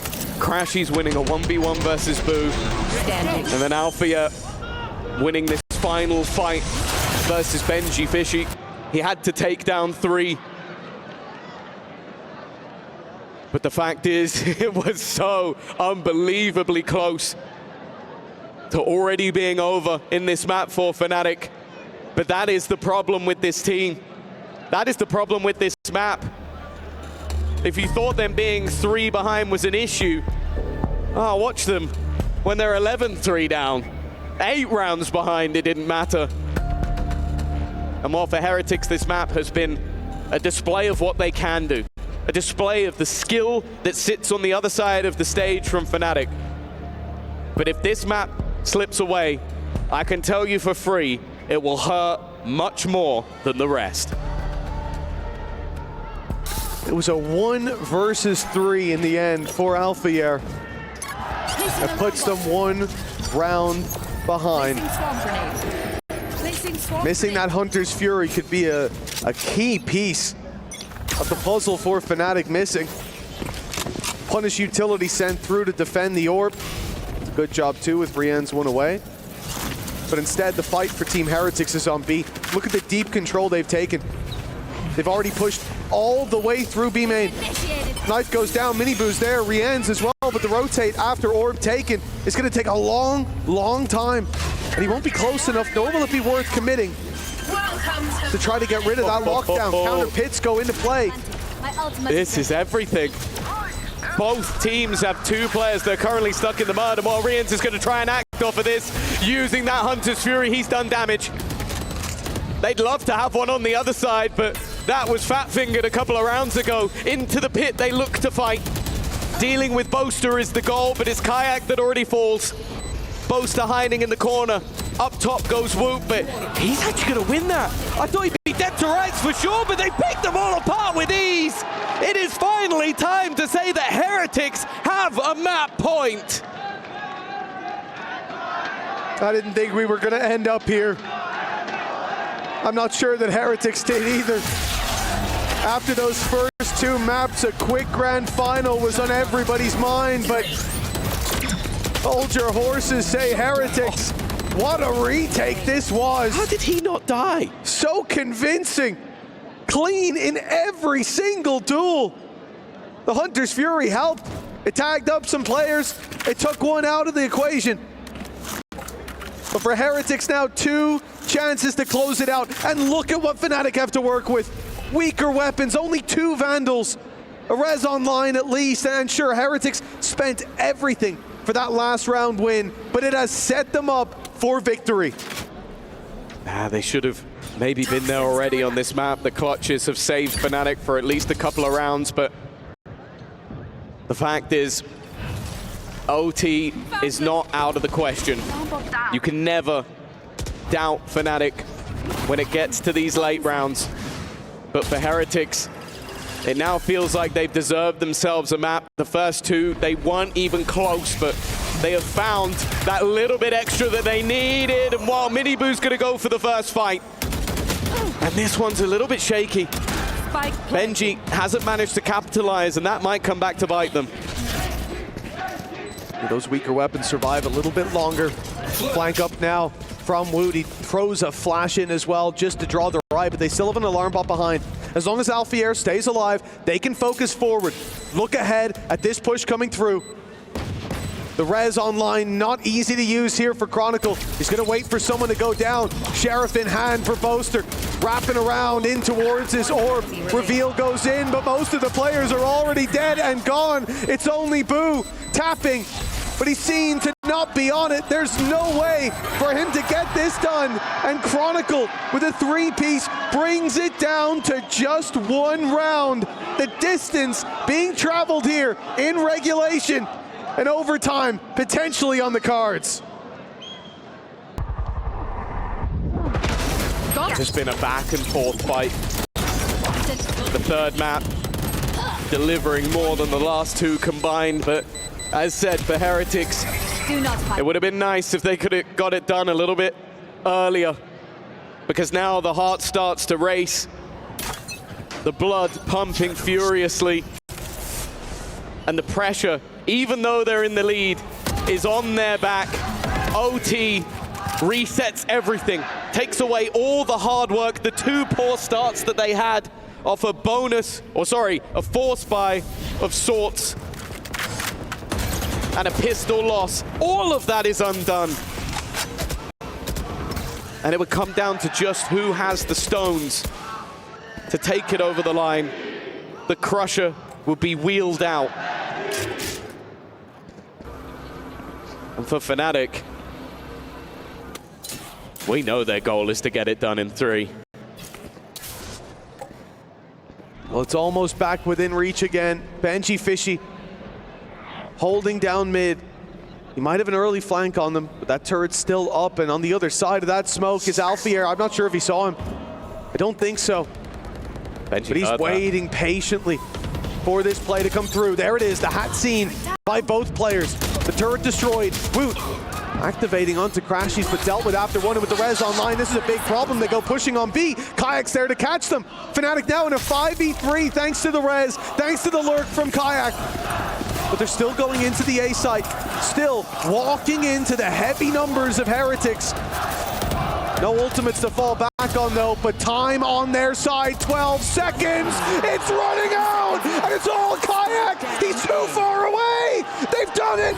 Team Heretics, short of the most incredible clutch, have taken it across the line. Map number 3 is not where this grand final ends. We are going to Haven. They look down, they look defeated. They look like this series was already over. Now they have no time left to struggle. And after sunset, there has been proven to be vulnerabilities, but Icebox gave us that little bit of hope, that belief that this squad of 5 players who have now played in 5 finals and won 0 trophies can actually turn this into a series. For Fnatic, they win it here, it is done. They crush their opponent's key, they are immortalized in the totem. 2 very different outlooks, but both desiring this map. It seemed like fate had chosen a side after the first 2 maps, but now it seems to have swapped over to the other. Team Heretics already opening up with a double, and it's Woot to claim first blood here on Haven. A solid start.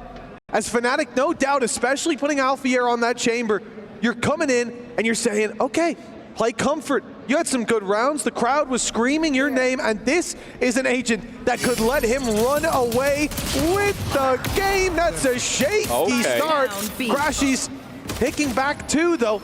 He's given them a chance, but he is boxed in. He's also tagged, but it doesn't seem to matter. The low HP is only making him stronger. I have the spike. And after the double opener, he's going on a wraparound, but so is Miniboo. Timing here will end up being everything. Boaster has got the right idea and he's won the fight.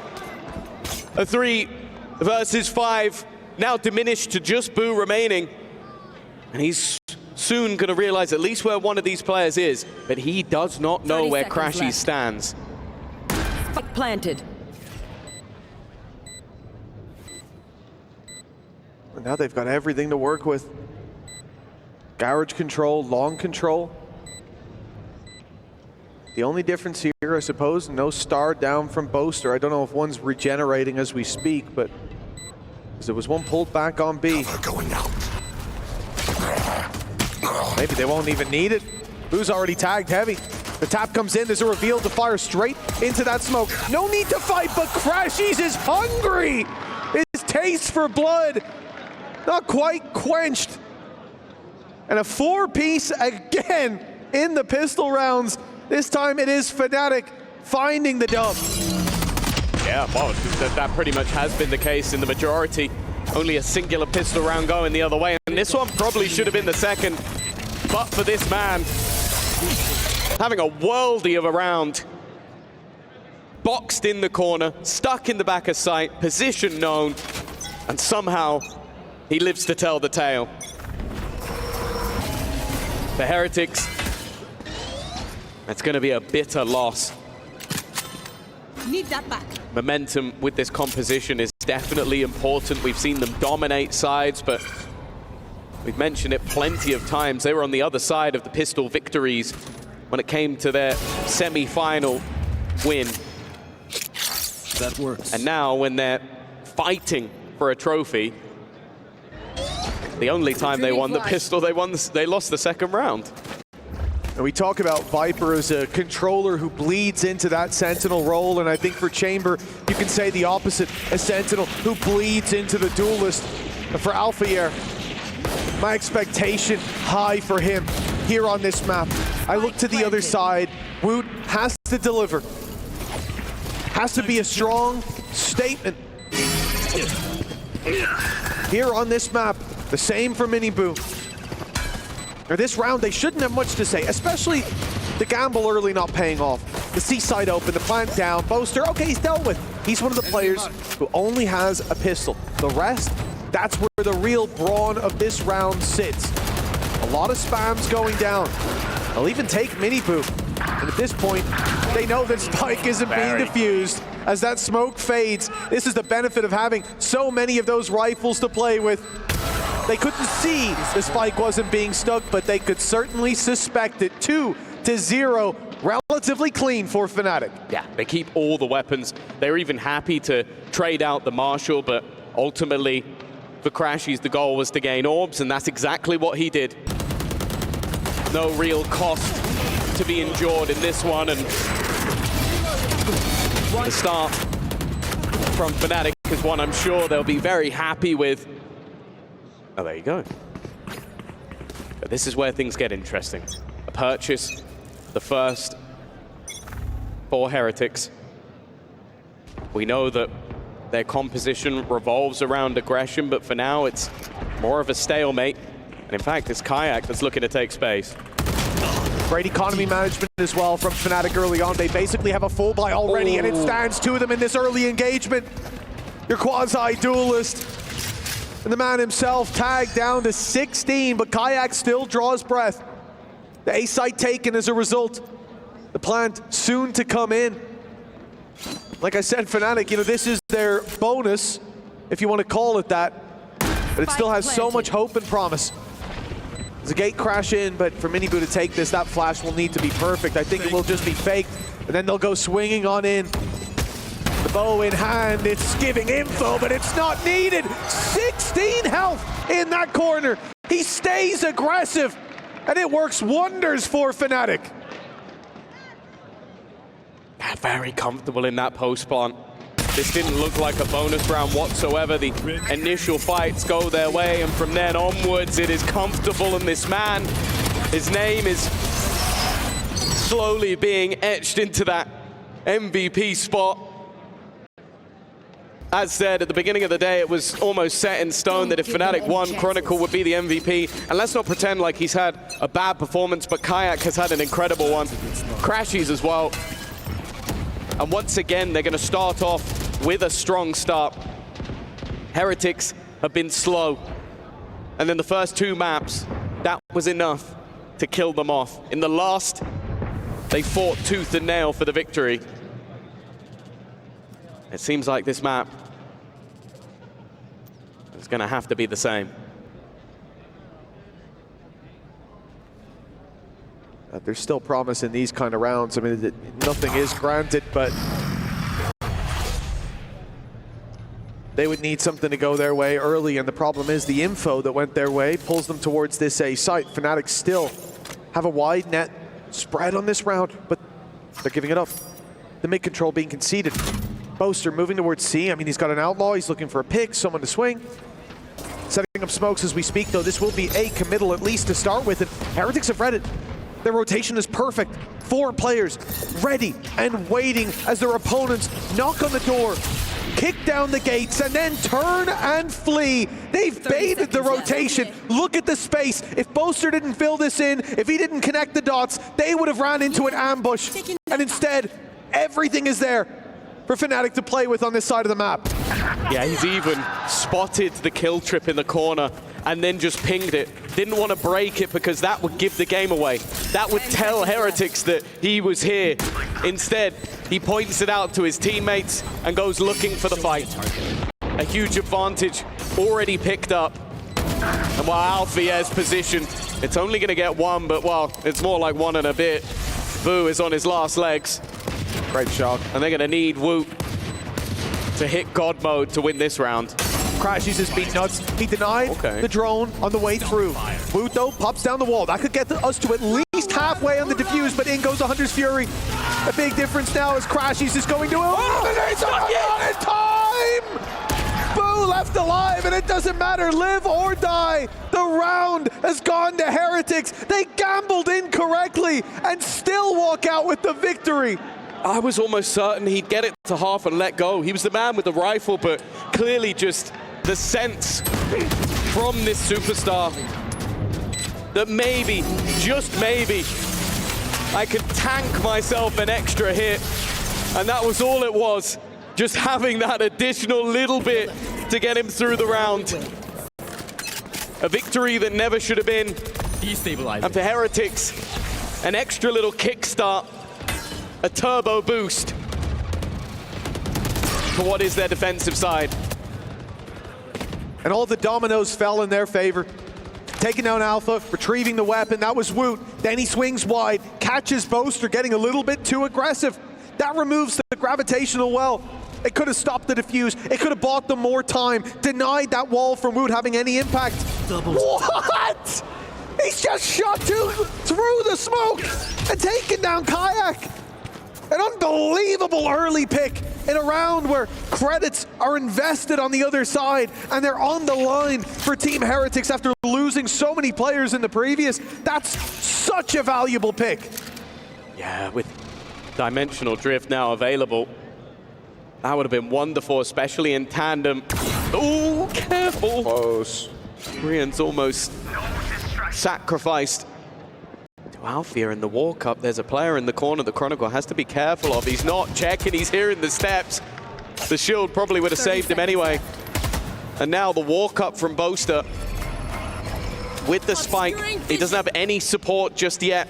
They're only just making their rotation in. Alfia in a good position to try and get something done. He's looking for the players with the Hunter's Fury, but it's too little, too late. Wu has already closed out this round, and even saving that operator. Well, he should have been dead already. I don't know how he's lived that long, but Heretics won't care.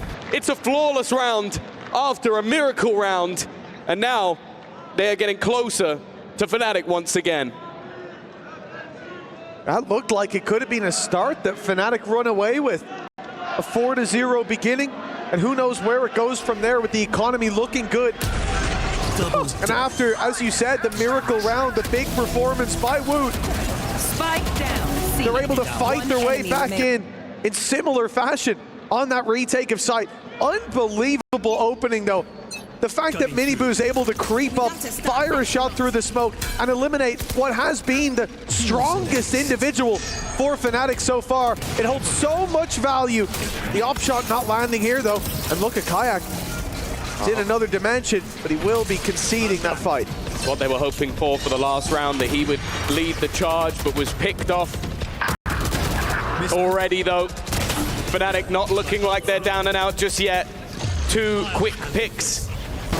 The Dimensional Drift will be used on the other side. Boo, a little bit of redemption. They already know where 2 of these players are, trying to block the bullets, but it hasn't worked out. And bear in mind, Miniboo is left on just 10 HP. An impossible clutch, and whoa, it won't become probable. Chronicle will make sure that lead is not going anywhere just yet. Where the claws are out on both sides. Heretics have found themselves. It took a while to warm up, to shake off those grand final nerves. They know that their story has so often seemed written when it comes to this stage of the tournament. Perhaps being reminded of that if Fnatic find a few more. 4-2, but thanks to them winning a low by round, surviving with so many in the previous, the credits are still there. But they are now on the edge. And it's a long way down after the climb back on Icebox. If the economy slips up here and Fnatic get that early lead, you think about the value on defense from someone like Alpha here on that chamber. He's going to be a nightmare to deal with. They need as much of a buffer here as they can possibly get. Yeah, it's safe to say that in normal circumstances, Heretics' attack side is normally phenomenal. Like, they are normally a squad that are so comfortable, but it is something new. It's something different. And it's something aggressive that Fnatic are pulling out. So I agree. As much of a buffer as they can, so they at least have opportunities to figure out Fnatic's second half. In the last map, I think it was 5-2 down. They took a pause and came out with a pretty decent half. Watch it, find it! Fnatic, though, they're trying to sell a ruse. They've pulled off an immediate dimensional drift, which gives them so much space. The cam, though, is going to be integral. And actually, Benji goes ahead, and so does Miniboo. Kayak grabbing another, though. Yeah, this is now spiraled out of control.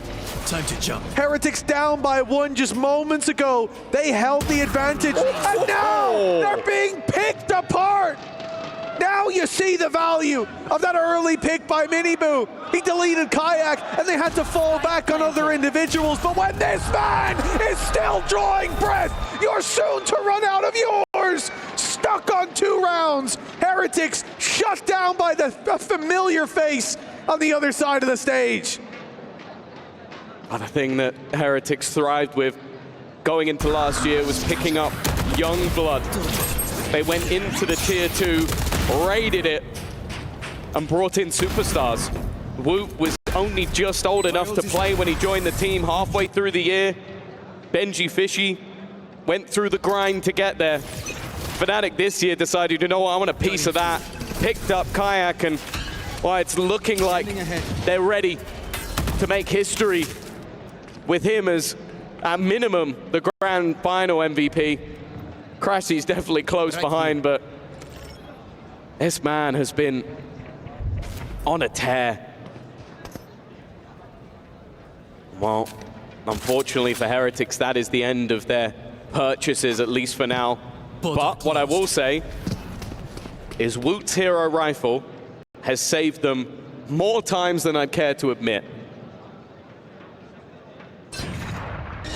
Not only that, mini boot on a Marshall we've seen before. Great timing, and Woot's gotten out. Activates his shield just in case those spams through the wall could catch him. It's just one bullet without that. It will soon be fading. The rest of the squad, not so well equipped for these battles. Alfier, oh, he's gone right into Mini Boo. They both the shot from the Sheriff that takes him down easily and gives it off into their opponent's hands. Team Heretics, they're now favored in this round. 30 seconds Woot's left. already given his rifle over. Happy to play the sacrificial lamb, but they have heard those rotations over into the B site. It gives them space, as they will be able to get themselves into a post plant. And this is where Boaster, I think you could see, was reclaiming one of those orbs. A chance to have that post plant set up and buy themselves extra time. Now Woot, as you said, he's going to be that sacrificial lamb. He knows he's got to go down first, get them around those initial corners. Riyadh and Boo, they've done what was needed to trade out those picks. Kayak's down and it's all on Boaster. He's found his first. Here's the steps. Knows they're both there. Time on his side! Boaster! An unbelievable clutch!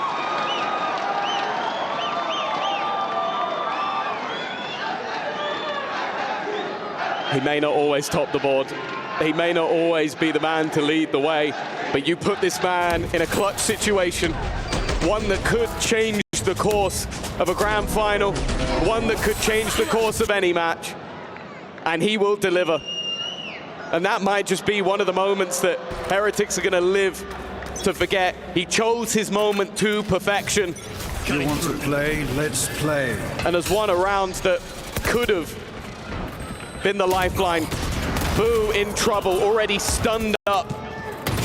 And an aggressive position hasn't worked out for Miniboo either. This leaves Rienz out on an island. And while that island is going to be discovered.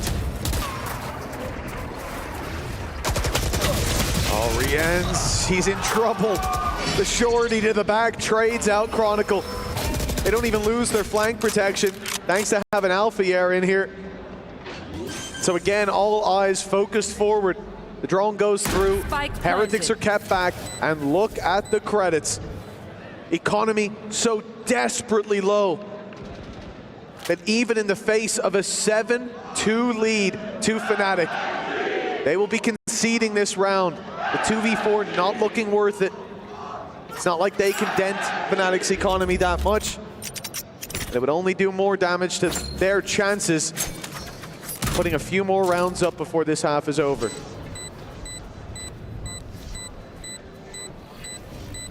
Yeah, the save is a must. We've mentioned it already, the value of a single rifle in the hands of Woot. It came close, but for the Boaster clutch in the previous round,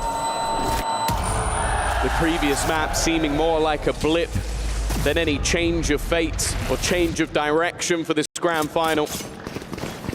As Fnatic have a date with destiny. They were the first team to have themselves back-to-back internationals. They were a team that were feared for the entirety of 2023. 2024 didn't quite go to plan, at least on the international stage. In 2025, they had to change the way that they were going, bringing in a player, but more importantly, I think, changing the coaching staff in the backlines, who ever since joining have made this team look even more terrifying than it was before. For Heretics, this is their last check-in. You can tell how poorly this first half has been going with the fact that Neil, alongside Weber, have felt the need to use this pause again. But they know that that attack side especially, this squad thrives there. They just need to give themselves a chance. You can see it in all of their faces, even just that snippet of Crashies there at the end. Chronicle losing his mind as Boaster hit that 1v3 that, I mean, they were already charting their course for victory, but this one truly set them along the way. 7-2. A 5-round gap now between these squads, and Heretics putting a decent investment into this. Woot does well. That's ult online, but he can't quite use it from this position, or it'd only be a one and done at best. He'll get out though, and now that's a real. Oh, he rolled! It's Kayak again! This guy's absurd! That's the round! 4v2! It crumbles to dust just like that! Yeah, we mentioned the hero that Woot can be, but he has been nothing but a sidekick to the superstar that is Kayak. Anything you can do, he can do better. And for Benji and Boo, here, it comes down to what can you even achieve in this round? You go for it, maybe you lose a weapon. You don't go for it, maybe you lose the match. Benji at least going to try and make things costly. Boo, of course, has nothing to lose. He now at least finds himself a Guardian, but he'll be able to buy in the next round anyway. And while caught with a smoke in hand, this is looking comfortable once again for the side of Fnatic. The work has been done, the prep has been heavy.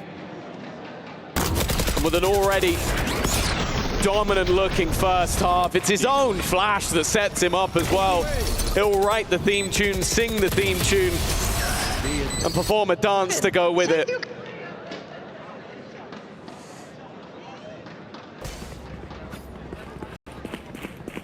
That is just 16-4. An unthinkable talent on the side of Fnatic. They found the opening, man. I thought Woot was out. I thought he'd made it. And a flash jump peek through. 2 quick picks, an op follow-up, and the round is done. He's just bailing them out of impossible situations, and then if they're not on the back foot like that, he's the one to put the right foot forward. 6 rounds in it, a full buy for Heretics. They have been crushed by Kayak in so many of these battles, and of course, even when a player hiding, it's the same again. Riyadh has to cancel the ult, because guess who's around that corner? It's Kayak! Once more, the death dealer from Fnatic, and Heretics in a worse position than the round before, but they're running out of rounds. One enemy remaining. The main thing that I'm running out of is questions. At the beginning of the year, the question was, can he replace Durka? After that, it was, can he do it when it matters most? The only question that's left is, can he be stopped? Because right now, the answer is a resounding no.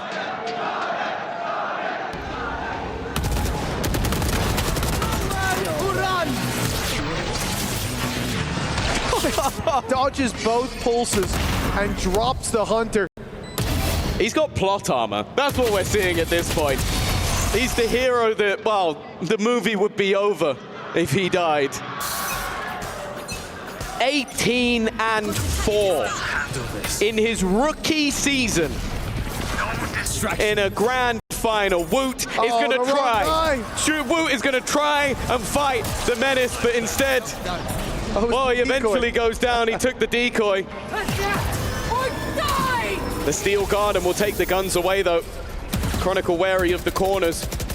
You've beaten the beast, but can you take down the rest?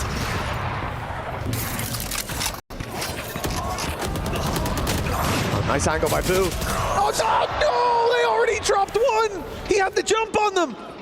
He needed more from that position. The flank watch there, but Alpha gets dropped. Benji! Oh, it's Boaster to fire right back after eating a full course of lead.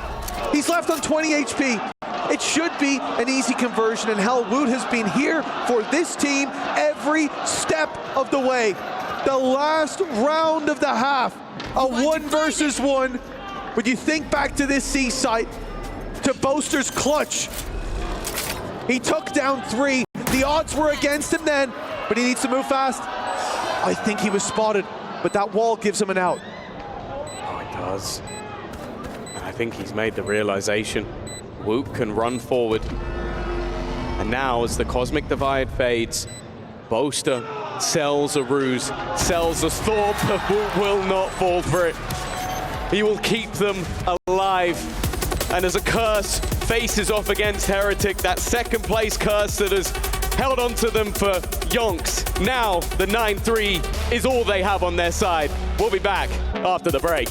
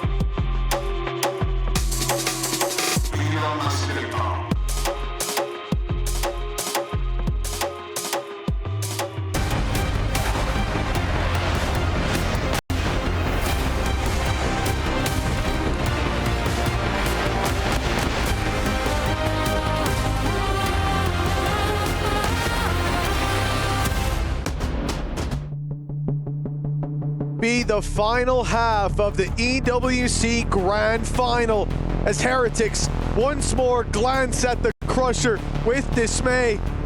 Their key could be on the way.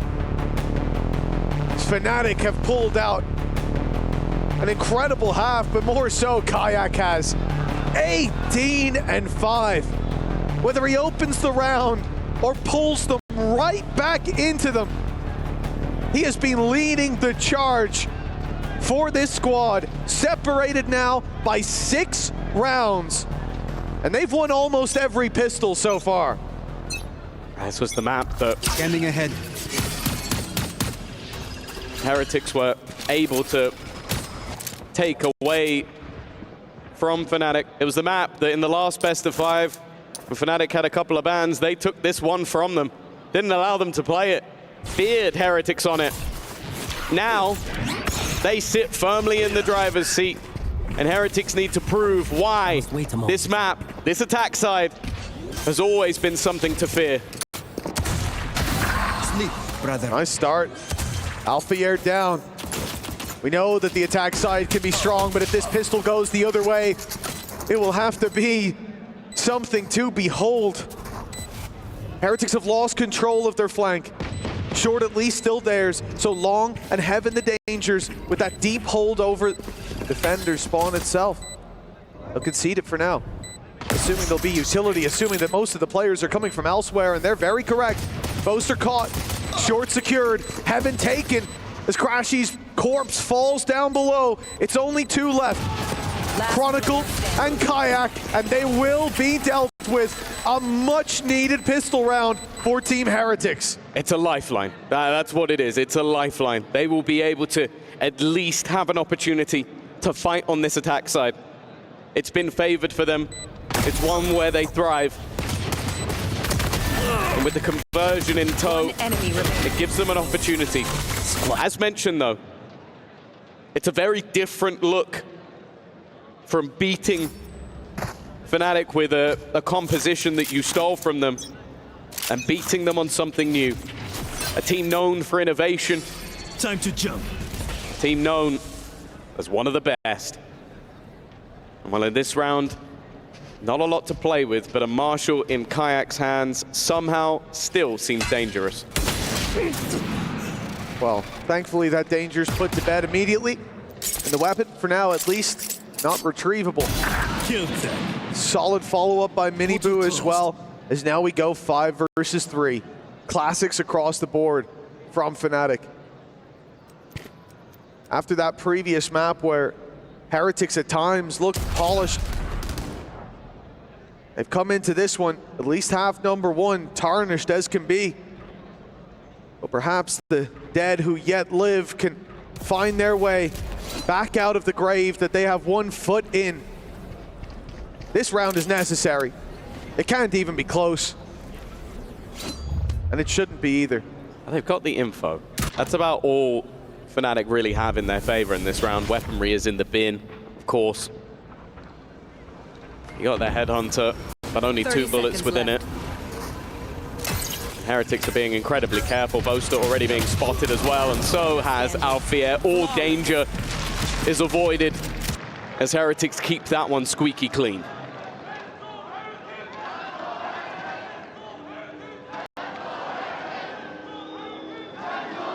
Once the buys come out, this is where the tides could turn, but for Heretics, they have to hope that's not the case. Remaining. Flawless. They're looking for plain sailing from this point forward. 9-5. We've seen many teams make their way back into a game like this, but my worry rests with a man like Alfier. He's 5-8 right now. The attack side was not kind to him, but it was defense that I was waiting for him to show his true face, his true strength. Already that shock dart, that's going to eliminate the double tap. No second lease of life for Woot. It means that that first shot becomes ever more deadly. They've got a pretty good bonus round in here. The Marshall, the only major weakness, everything else is solid. And I think Heretics knew that they needed to put a hefty amount into this round. You can't really afford to allow Fnatic to get to double digits and you be on half. Even still, though, they've tried to feel out the map, but really not found anything for it. The dart won't clear a thing. With 45 seconds left, seems like the B site might be their current option, but with still 2 players heading towards A, it seems like they're going to try and sell a ruse. 30 seconds left. Yeah, it's working. Decoy goes through, flash in, I think, for Miniboo, and he bails immediately. The B site wide open. And Chronicle taken down. I think that was through the smoke, maybe just as it bloomed. They caught a glimpse of Chronicle. With 10 seconds to plant, undeniable. The side of Fnatic, a 4 versus 5 retake. They've lost garage control. This whole left side of the map is now a danger zone. But from what we can see, Heretics don't have a ton of control. Once that trip is broken, the pressure is very much on Boo. Yeah, he does have the backline being watched by Woot. They're trying to play this one together, but instead have opted to reposition back to the rest of the team.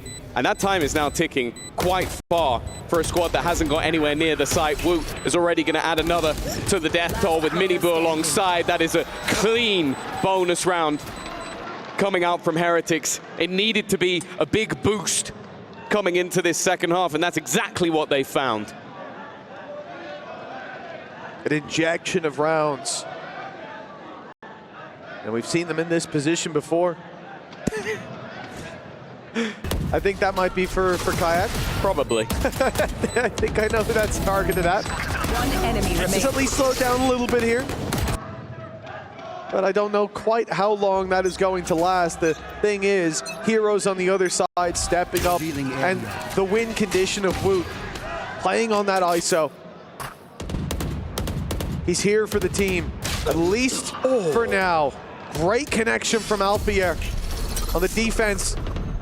As I said, this is where that value can be brought, posting on an angle, keeping information, and instantly getting out. Of course, economically, winning your bonus like that sent the credits through the roof. Even damage in this round won't hurt Heretics too much, but it's more so just the nerves of losing that opening pick. It's always going to make things just that little bit more worrying. And they're trying to figure out the map. The problem is they don't really want to leave their group. So they put Boo as a sort of lurker in case there's some C aggression, and now look to rotate back in that direction. The problem, though, is that Fnatic are starting to realize, okay, we haven't seen anything in a while. They're re-aggressing with the drone. The Bucky in position. This could be everything. 30 seconds left on the clock, and they're only just looking to put the pressure on. The Bucky's still there, and Chronicles found another.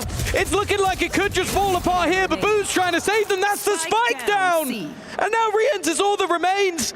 20 seconds. And they know where he is. They know exactly where he is, but they're not fighting him. They're not looking towards him. They're going to the only site he can face off against, and they are waiting patiently for him to try and plant the spike. Fnatic are going to win themselves a thrifty, and a lot of that came down to Chronicle.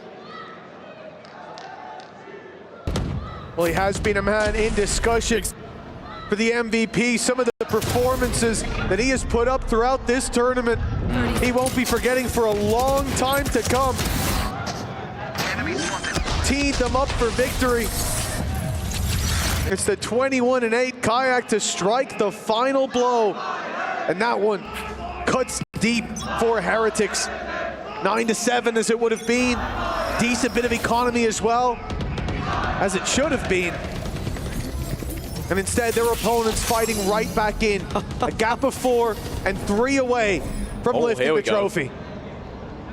Crashies has already been irritating, consistently working to try and remove that shield with shock darts already. It is going to be Boaster to be claimed. A chance to remove the smokes, and Woot's not missing that shot. They might think the site's lighter defended, but there's still 2 players here. There were just a second to go. Blink and you miss it. Woot and Boo have deleted the duo on that site and left 2 to potentially just go for the save. Chronicle and Alpha, one of which is an operator. Not something you're going to want to risk on a round like this. And indeed, it doesn't look like they're too keen to go swinging in. I really like the pace change from Heretics. The last round is one where you run out of time. That's basically what it came down to. You had to gamble towards the end because you thought maybe there'd be more space or you could get an easy trade, and you walked into a Bucky. You got a nasty surprise and it went wrong. So they go back to basics. Quick push, use the ult, clear out the smoke and stuns and everything that comes with Boaster's utility, and then you execute in that direction. No complexity, no changes mid-round, no back and forth, just keep it simple, keep it basic. And they win it comfortably. And off the back of that, Fnatic are going to call a pause. Okay, once you didn't have the weapons, that could have been a less worrying sign, but that was clean. Yeah, it makes it look like that previous win was a bit of a flash in the pan. The timeout, the course correct before this gets out of control. Your opponents closing the distance, looking like these are rounds that they can repeat. Even just giving the players a moment, take those deep breaths. This is a moment for Fnatic to show us the face that they did on map 1 and 2. Hell, if we go to 5, this is anyone's game. Heretics, they're looking like a completely different squad to the team we saw mount that stage just a few hours ago. Oh, for sure. Map 2 feels like a lifetime away. Maybe because it was over in 20 minutes, but it was a different squad. And a reverse sweep, it seemed impossible when they went 2-0 down, but somehow they've got me questioning whether or not they can do it to Fnatic. Retrieving flash. After what was a dominant first half. They're proving once again that although they may be youthful, Retrieving thorns. they still have some resilience left. Of course, Fnatic are still in the lead. The pause taken early. And once again, it seems like they wanted to be pacey, but the Thorns is going to slow them down. Nice shot. Crashes is being deleted and left Alphier all alone on that A-long angle. Holding with the op in hand. Looks like Heretics. Trap placement. Rotate out a middle towards a main. They're going to challenge him. Has his TP. Fall right back to it, and that's exactly what Alphier was looking for. That just changes things a little. They maybe thought they'd have that space for free. Kayak, he knows who's coming on the other side. He's going to try and fall into the close corner. They've already put the paranoia through. He's waiting, but he's dealt with. And on the other side, it's again another ultimate that does damage. The Hunter's Fury puts them 2 players up. The pause, as of right now, seemingly not making a difference as, again, a more direct approach from the side of Heretics leaves Fnatic in a spot where they kind of have to save.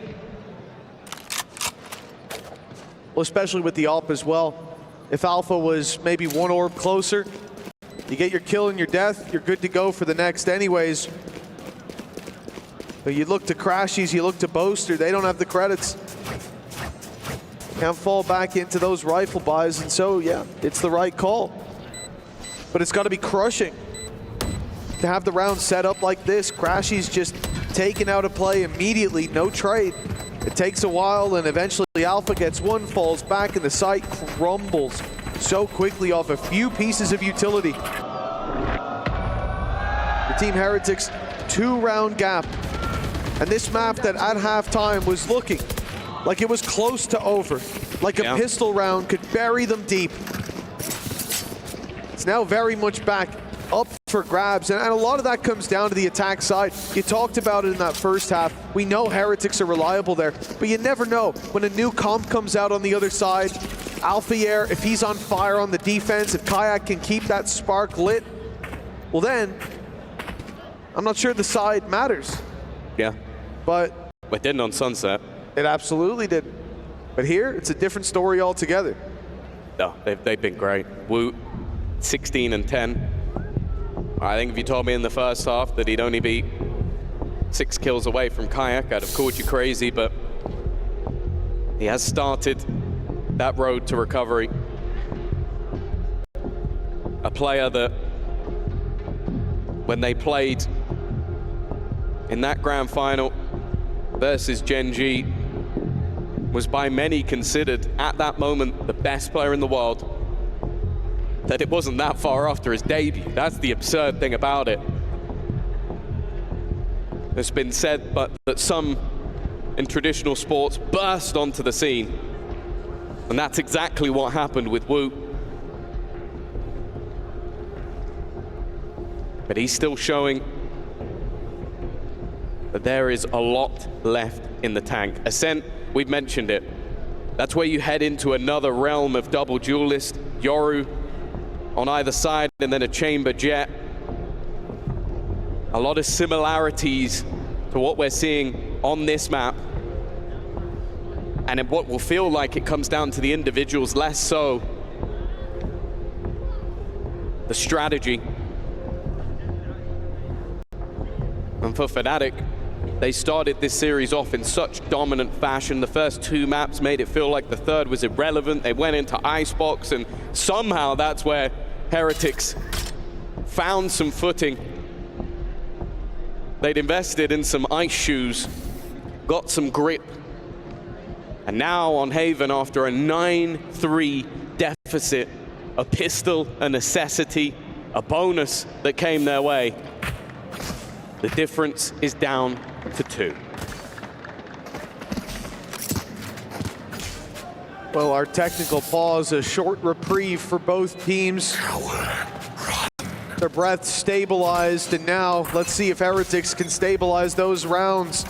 Again, they will be looking for this early fight on A-long Same old recon being destroyed. Alpha, though, he was suppressed. He couldn't get out of there. Couldn't click his fingers and bail out to the A site, back to the safety of his teammates. That's a great trade early on for Team Heretics. A weakness in play for Boaster and Crashies. Enemy tag. An ult for Kayak, but he doesn't need to use it just yet. They know there's players here. Good flash. Decoy. No follow-up pick. Fnatic really want that man advantage to work with. Another decoy sent out alongside that reveal, using their utility, but Heretics are avoiding giving anything away. Also, look at Boaster. He's got so much information already, but the problem is there's been the teleport to the other side of the map.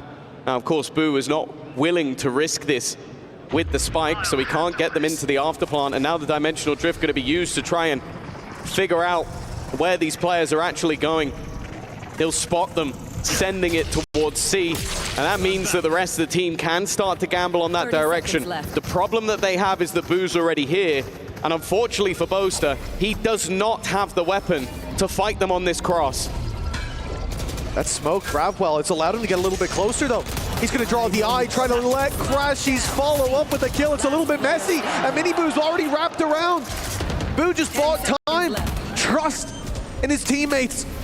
And it's left it into the hands of Kayak. If he wins this one, it will be another one to add to the books, but it's Miniboo, the duelist on the other side, to take him out. Yeah, huge round. Even though there was a lot of weaknesses for Fnatic in that one, there was still moments of danger, opportunities that Heretics had to deal with, and they did. Planted the spike. They brought this back to within just one round, a dominant half, and the smiles now starting to fade. It's never a Fnatic victory without at least a little bit of stress. Surprised he still got a full head of hair. Yeah, him and Boulevard both. They're doing a great job. I don't know if they use Moose or what the secret is, but The player. Yes, I think Moose is their secret to still having hair. Yeah. You should message him, Tom. I'll send him a DM. We'll get this sorted. The Team Heretics 1 round away from equalizing from the depths of despair, 9-3. I don't know how they've managed to make this work, but they are on the cusp of something beautiful, of something great. This comeback in a BO5, unlike anything that I've seen before.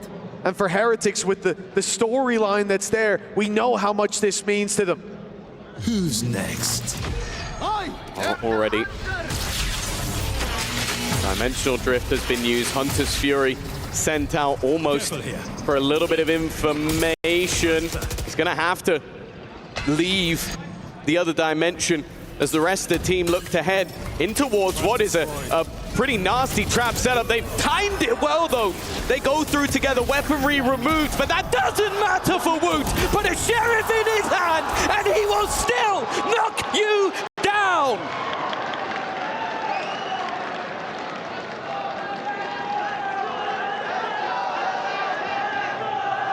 Well, this is the Woot that we were waiting to see. This is the Woot that was missing on map 1 and 2. The promise for this squad. And it comes in on the ISO, but this has nothing to do with the agent in play. Clean and clinical shots. There were teammates there in case he needed them. Trades that were possible. But Woot doing it with the weaker weapon. That has sent Fnatic into a spiral. That's got to sting. You take his weapon from him, and if anything, it made things worse. If anything, it made him seem even stronger. And Fnatic, I said it at the beginning, they are not a team known for choking, for letting games slip away. They are renowned for comebacks. They are renowned as the squad that makes you struggle to breathe when you are firmly in the lead. Well, from 9-3 up, they now sit level. Heretics are proving that their attack side should be feared throughout the land, and they are silencing anybody who questioned this roster at this side. Tour de force in for Alpha, yeah. It's you and me. He's going to try and make a difference in the meantime. The kill contract has grabbed another. It's a nice shot. Wu will face off, though, against Chronicle, and in the meantime, his teammates are doing the work. They're going back to grab the spike, but hopefully not to go to this A site. It is to go to this A site. It's to go right past Crashies. He's only got a Sheriff. Inspired perhaps by Woot in the previous round. They don't clear the corner in time. He swings in and only one found. But that, it might seem weird looking at the sidebar, but it gives Alpha a chance. He's got his ultimate. He's got 3 shots still. He needs to be so quick, and he gets one and out. 32 HP though. The margin for error slim, and he checks the wrong side still. Boo was so quick, I don't think it would have mattered. It was a gamble that had to be taken, and a gamble that didn't pay off. The tour de force damaging, but at this stage, as we've said so many times for the other side, damage has become irrelevant. The whole squad of Heretics now believing that this comeback can be a reality. And in that belief has been an incredible second half. 8-1 thus far, and this pace is something that's been so difficult to deal with. Kayak is under pressure. They know where he is, and he's had to escape, but he's left Boaster behind. He's done well, at least. In fact, he'll take 2. The IGL leading by example in this round, and he might have just given a chance to Fnatic to level. Oh, he definitely has! But Benji Fishy, he's made the big play, the double takedown, and the reset as he falls on back. Crashies has seen him. He knows he's got timing, but Benji might be able to slip right past that trip, and that's exactly what he's done. He's safe now from this play. A cam to fire through if they do go to smoke this off. But of course, who's going to be the one smoking it? There's no one left for Fnatic to deny that control, and Miniboo has just mowed down 2. Crashies alone. The rising tide of Team Heretics is sweeping Fnatic away. And it looks like he's got no chance if they play their cards right. He's made that realization, and he will run for the hills, taking the big gun with him. But Team Heretics, 9-3 down. They are just 1 away from taking us to map number 5. 13-4, a 13-1. A poor start in both halves of Icebox. 1 enemy remaining. And a 9-3 deficit. And somehow they are 1 away from being bang even, level, with everything riding on Ascent. They've got to try not to get ahead of themselves, because we saw that in the last map, where it almost slipped away. But only a singular round so far in this defensive half for Fnatic. They need double that just to go to OT.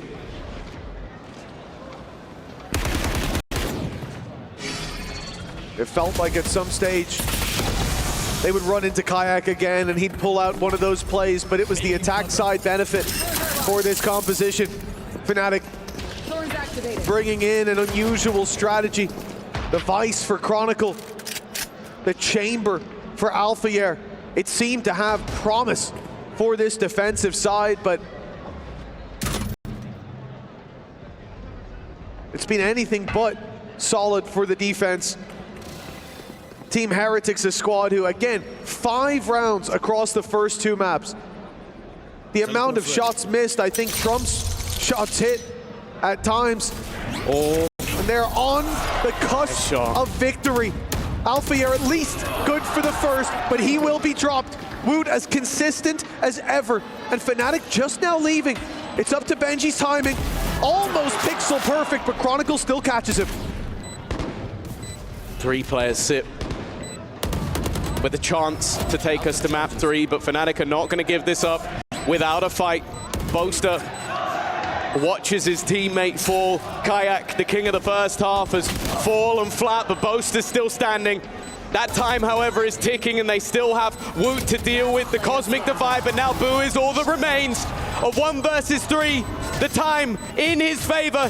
He needs to get this kill, and he will do, and the second they let go, it is done! Heretics have come back all the way, and we will head to Ascent!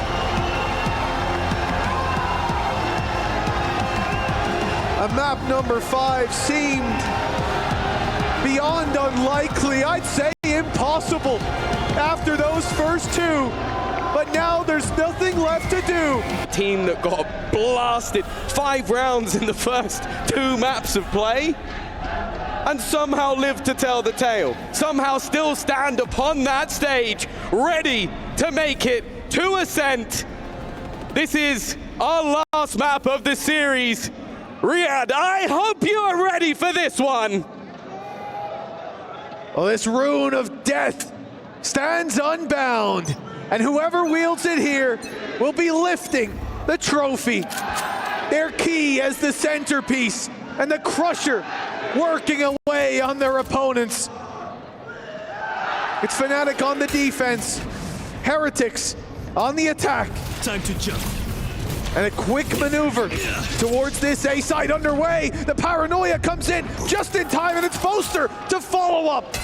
Mini Boo down and out, but the space taken towards the site. The pressure on Alphayer, who stands alone, sits behind the boxes, and retreats just in time. They've got the site, and Woot is feeling that confidence. You can see it in the movement, the way that he's playing. He wants to get in the faces of Fnatic and try and put them down early. The pistols have been important in this game. They've been the difference between comfort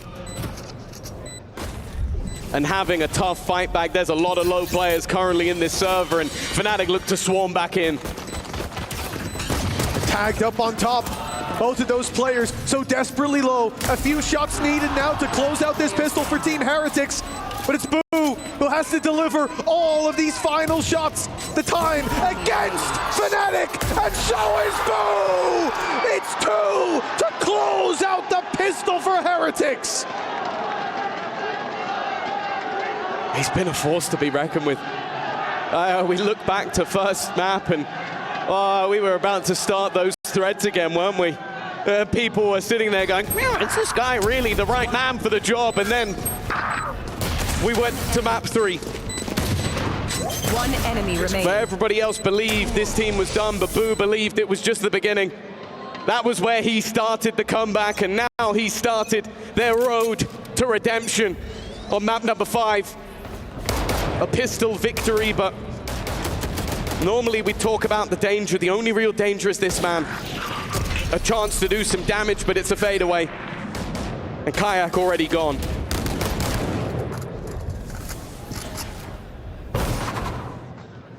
Look how they slowed the round, waiting for that further aggression. We've seen the pistol go their way. We've seen a few rounds strung together, and a solid early half that Fnatic would steal back. The Heretics, they do not want that to happen again. This has to be clean. With Alphayer lurking, there's always danger. The numbers now even. And another found by Alphayer. One left in the headhunter, and every bullet finds its mark. A classic kill for Crashies, and it crumbles to ruin for Heretics.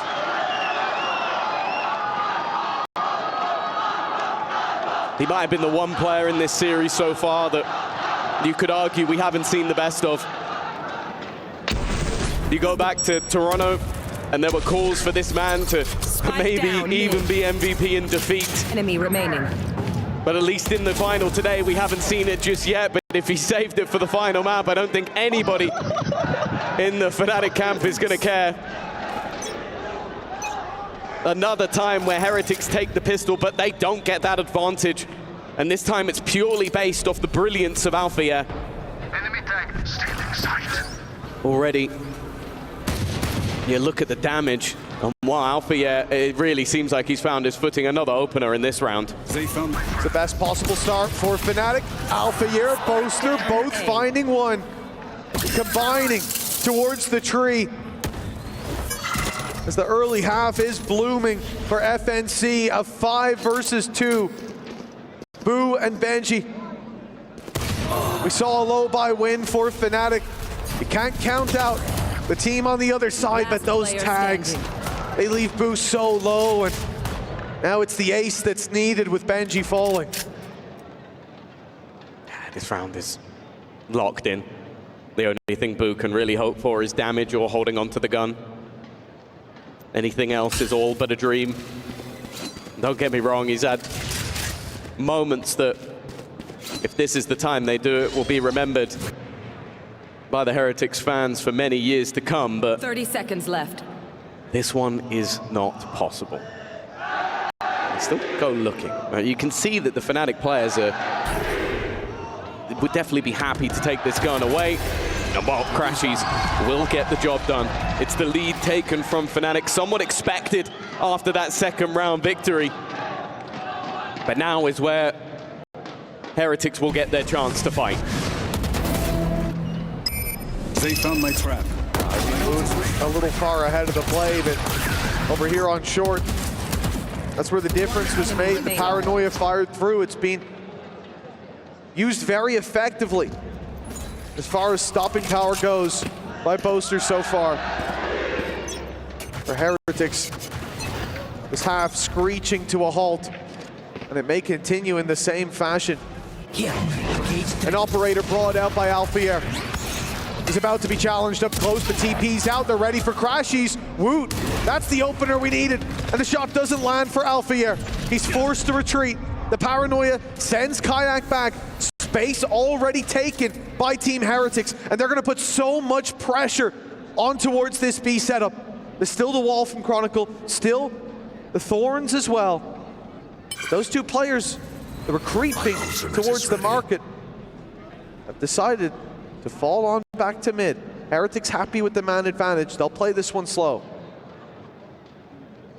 Yeah, realizing where the setup lies. It's something that has definitely caused some issues, but the pause almost serves as bait. Now, having that from the shadows means a likely TP to the back of sight will be claimed. As the ref go in, that was so quick. Even the teleport didn't allow it. It does get rid of the wall, but Alfier now in an open position, but he whiffs. The last one, the harder of the two, and now Chronicle all that remains. They wanted to play for that retake with the man advantage. The 4v4, not something they felt confident in. But now they've lost so much more value. The op on the floor. Alfier, who has been carrying them through those 2 rounds that they won. Out of play.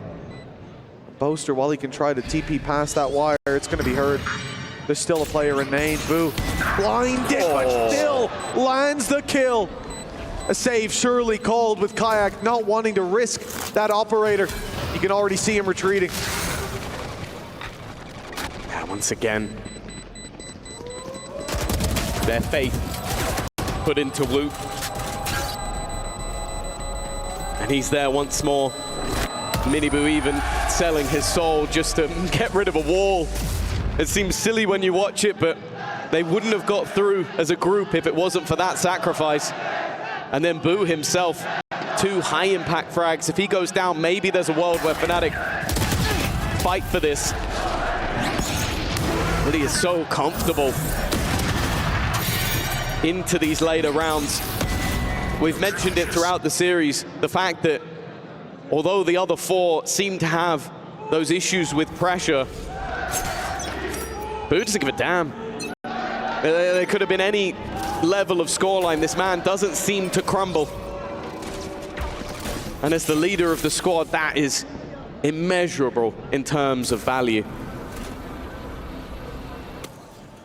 The shock dart we saw fired through, good to break the vines. But the trap still remains on that A site. So long as Alfier draws breath, they have got a lot of control. Some denied by this smoke. He's not afraid to play inside it. Shorty in hand. Player just on the opposite side, one dropping down already, and now he knows there's someone close. But what's the play? Stepping through that smoke would almost certainly mean death, and that shot so close to taking Benji Fishy out of the round, but their flank protection stays online. Yeah, already you can see the gate crash going through at the top of the map. The same will be done on the other side. The paranoia could make things very awkward for Alpha, but he's still alive, at least for now. The counter paranoia does allow for a trade, but Alpha was lost. Still, the players up top trying to get ahead of things. Woot was playing anti-flash. He's getting ready to swing, but they have seen him. Still, Riyadh has taken one, and Boo's combined for another. It was well played from Fnatic, but the response is just as good as the initial fight. Two duos remain. Heretics, they tried to take it towards the tree, but Boaster catches Boo on the push. Riyadh's now stuck in the corner. He's being pressured from both sides, and he knows it. Time not ticking fast enough to put the pressure on Fnatic, and not a step taken incorrectly by Crashies. Boaster's three-piece, the operator saved, puts Fnatic into the lead. Yeah, if anything, it sounds insane, but knowing when not to peek can be just as important as finding the kills, and it was the doubt that was put into the mind of Riyadh that meant he was consistently looking the wrong way when Boaster comes to swing the angle. A solid round from Fnatic that claims back the lead. This back and forth continues in tow. And for the side of Heretics, there are still going to be pieces missing here. Maybe those pieces can be padded by the ults. Who's next? After a dominant start to this series, it's a perfect storm of parity. At least beginning Ascent. Mini boot, he wants the kill. The flash used, he TP's outside of the smoke, but Chronicle is still gonna claim that kill. Heretics now flooding through. Two have made it past the wall, three in fact with Boo. Their rifle in tow, Boot is gone. Benji, good for the trade at least. But numbers all around these attackers. They have to find a way to break through this defense. If he TPs, he leaves the rest of these players in a very isolated spot, but the flash that gives the kill as Benji and Riyadh's fall. Boo is not far behind. They were caught, stuck between a rock and a hard place, and it is Fnatic that close in on all sides to crush Heretics early on. Yeah, it was a pick or poison at that stage.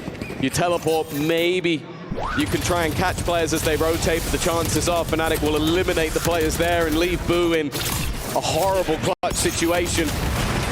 The main thing from Fnatic, though, is their awareness. They knew where the danger was. They knew where these players could be, and were diligent in their reaction. 4-2 up now, and that was a hefty investment. It may have been a player on a pistol, but the others spent everything into that round. They even used a Hunter's Fury in tandem with the Dimensional Drift. That round is costly for Heretics, but Fnatic, their ults are only just coming online. Oh, Mini Boo with a little bit of mechanical failure. I think he went to put down another gate crash, but a little unaware. The player stood just meters away. The A side is being pressured, and it's the op all alone. Without much help, he has to get out of there. Has to bail. Woot on 5 HP. Where does he go? Down below, he'll be spammed out, almost certainly. He wants to be a part of that aggressive play, but there's no one left to join. As Crashies fights his way back in cleanly. It's 5 on the board for Fnatic, and a big moneymaker round. This has been the story of Fnatic's game. They have had these hot starts on, I think, every single map bar, maybe Icebox, and even then I think they were 5-2 in the lead at one stage. But they are looking in complete control. Of course, for Heretics, part of me believes that the pressure kind of faded when they were so far down. The belief of winning this game was gone. Like, you've won 5 rounds in 2 maps. And then they climb back into it. But now is where the pressure peaks. They have been in multiple grand finals. that they have tasted defeat 3-2. Champs, Grand Final 2024 to EDG, a 3-2 defeat. Shanghai, Grand Final versus Gen G, a 3-2 defeat. EMEA Stage 1 of the very same year, a 3-2 defeat. And that is why their coaches are getting in once again. In the first two maps, these pauses were a formality. They changed nothing. In the last two maps, it felt like they changed everything. For the sake of Heretics, you have to hope that it's the same again, because right now, even after letting a hefty lead slip away, Fnatic are still in the driver's seat. There's so much on the line. $500,000, a trophy to hoist, an international title, and to be the first to do it in the EWC for VALORANT. Here. For Heretics, it's not just about winning. It's about not losing again. Oh dear. Not in this fashion. Hunter's Fury, good mark. And the follow-up not quite there. Deep TP though. Kayak comes out of another dimension and he's in his opponent's spawn. With a gate crash to fall back towards that A site. But they're coming, hunting him down. 1-for-1 trade, but that keeps numbers in favor of Heretics. Yeah, that's not bad. With Alfia and Kayak gone from the round, aggression comes with a Time to jump. hefty risk for the side of Fnatic. They don't have the two players that can teleport out of there. Miniboo is still trying to sell the idea that this is a B site hit, but they are walking into, really, the 50-50 that they didn't want. The wall, the thorns, a pot flash, crashes, and Chronicle. Yeah, that change-up of Ice utility, they're only now going to realize that it's here, but 30 seconds left. There is no time to go back. The TP from the shadows committed from Boaster. Wall trip. The wall trip sends two through. Boo caught on the other side. He can't help out his teammates, and they start to fall. 15 seconds, and Crashies is at it again. He found two, and then it crumbles for Fnatic. When Boo makes it to the site, the winds of change come in at full speed. Yeah, it really came down to just sheer resilience in the end. Fnatic, in terms of their read, in terms of their utility, they did everything right. It was just that they couldn't quite find the shots without being traded. That early deficit proving to be too much, and considering a Hunter's Fury combined with a Dimensional Drift, they will be very happy to come out of that round with a victory. Get out of my way! 2 rounds to play for here for Heretics to equalize. But they will be hard-fought rounds. Not only the off-in play for Alpha, but the backup of a tour de force to work around. Lots of credits. So it will be full buy after full buy with plenty of dangers presented. Fnatic have a big economic advantage. For Heretics, you can't think about those coming rounds. It's one at a time, one foot in front of the other. The rotation to the A site already. Thanks to that gate crash, Kayak can get back pretty quickly. I don't think he's going to need to. Heretics have set their sight on A again, and bypassing the utility from Vice, at least bypassing the wall, as we can see, the thorns are still there. And more importantly, the thorn in their side from that previous map, Kayak, is waiting for this push. Paranoia once again. They have loved this, and they're looking to try and wrap around. I like the idea. Paranoia from Boaster as well is connected. But this is all a bait. It's a ruse to try and set up Miniboo. He's at least traded out one.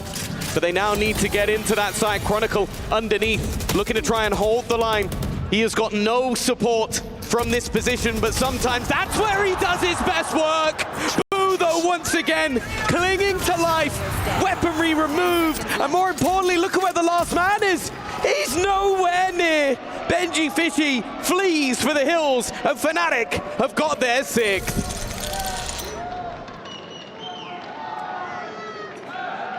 A disappointing round for sure if you're a Team Heretics fan. Benji the whole time waiting for that rotation to come through, but it had already happened. They'd already made their way across. Look at the mini-map here as we see Chronicle's perspective. All the numbers were up in heaven. Beautiful spray, as we can see, but unfortunately, it wasn't enough to see Boo step up once again. 3 rounds in it. Launching thorns. And while Fnatic had the economy to buy a couple times to bring in the backup op of the Tour de France, unfortunately, it doesn't quite transfer to Heretics in the same regard. They now have weak weapons across the board with the saved rifle on Benji Fishy, the only beacon of hope for this attacking side. Yeah, he has not been the man to deliver in this series so far, but they still believe that he can be the one to change the tide in this one. There are a lot of players just moving as a death ball, leaving Boo to catch aggression, destroying utility as they go, trying to remove any information that Fnatic has, because in this round, they don't want to be too aggressive. They don't want to risk guns. It's a very passive position from Kayak, and even after what was a main peak, Alpha has given up that angle as well. It's giving them space. That space could be their undoing. Chronicle's been such a menace with the utility. This time he's only good for 1, and Kayak's been spotted on this A side. Boaster dealt with up in heaven. Now Kayak's surrounded. He's even being spammed to death, 45 HP. Escapes with the smoke, but he's dropped straight through it. With the weaker weapons, Heretics didn't seem to stand much of a chance, but they still have the advantage after that pick back. Fighting back in with an operator, not ideal, and the shot won't land either. This is looking more and more like Heretics have found the round. Like they can close in the gap. The shot from Alphayer may change the course of this round entirely. 1 man left. Riyadh on 78 HP. He's in the open, but so is Crashies. A round for Heretics that seems so unlikely. There have been so many heroes for either side. So many moments where the game feels like it's on a knife's edge. Mini-Boo and Wu were the ones to kick it off, but also the Boo brothers going down to that operator seemed like an error, but not when you have someone like Rians on your side. The smallest amount of information and the smallest margin for error is all he needed to get a 4th onto the board. Still though, they need more. Carefully. Nowhere to run! Here we go. Under Fury put through. Chronicle under pressure, surrounded now. The dimensional drift. Getting that boathouse control for Team Heretics. They're able to get a stranglehold over this site, but Kayak is quick to challenge them for this control. Oh, what a shot! Benji Fishy's gone! Deleted from this round! And it's Mini-Boo. A 4K needed. And the problem, the spike is down in the open, but he's got plenty of time to play with, and he'll try the reposition. But how far will he go? The marketplace surely expected as time continues to tick, and the door will be closed for that exact reason. Door closed. But is the round closed? Already, Boaster. They closed the door expecting that to be the end of it, but instead he's walked backwards into his opponent. Mini-Boo looking to breathe life back into Heretics. Kayak on the angle, but it's a missed shot. Uncharacteristic. A chance for a 1v3 and a 4K to boot, and he will get it done! A round that Mini-Boo steals from the hands of Fnatic on one that they may live to regret. That should have been theirs. After this shot hit, oh my. Down B. 3 players alive. Alpha over peaks. They lose track of Mini-Boo as he wraps all the way through, and a player in main and another holding it, doubling up on the angle. And that is ultimately to their detriment. Heretics feeling like they've been given a lifeline. The weak buy that somehow they managed to pull off. A 1v3 that puts them within striking distance of Fnatic. And an economy now showing the cracks. There's boasters left on a Stinger, Kayak on a Guardian, and a Hunter's Fury at least. Considering it's in the hands of Crashies, that could have a lot of value. Fnatic, after winning that second round, seemed like they were in the driver's seat in this half, but a couple of wonderful plays from Heretics have put them right back in the map. That has been the case throughout the last two. Fnatic could have closed it on Icebox. They should have closed it on Haven. But here we sit on Ascent, with Heretics having a chance to even up the half. Benji millimeters away from spotting Alpha, who's taken an aggressive stance once again. He's been having a brilliant map. Scanning ahead. But it's the B side that is the target. There's the Hunter's Fury. It's always finding its mark. Low HP on Miniboo. He can't leave this corner. Chronicle had him held in. Kayak with a nice shot, and from the side, Chronicle swings in to help. 12 seconds left. Time is so desperately low, and the spike has made it to the site. Kayak now spotting that it's not being planted. He will just play the clock. Benji is trapped on the backside.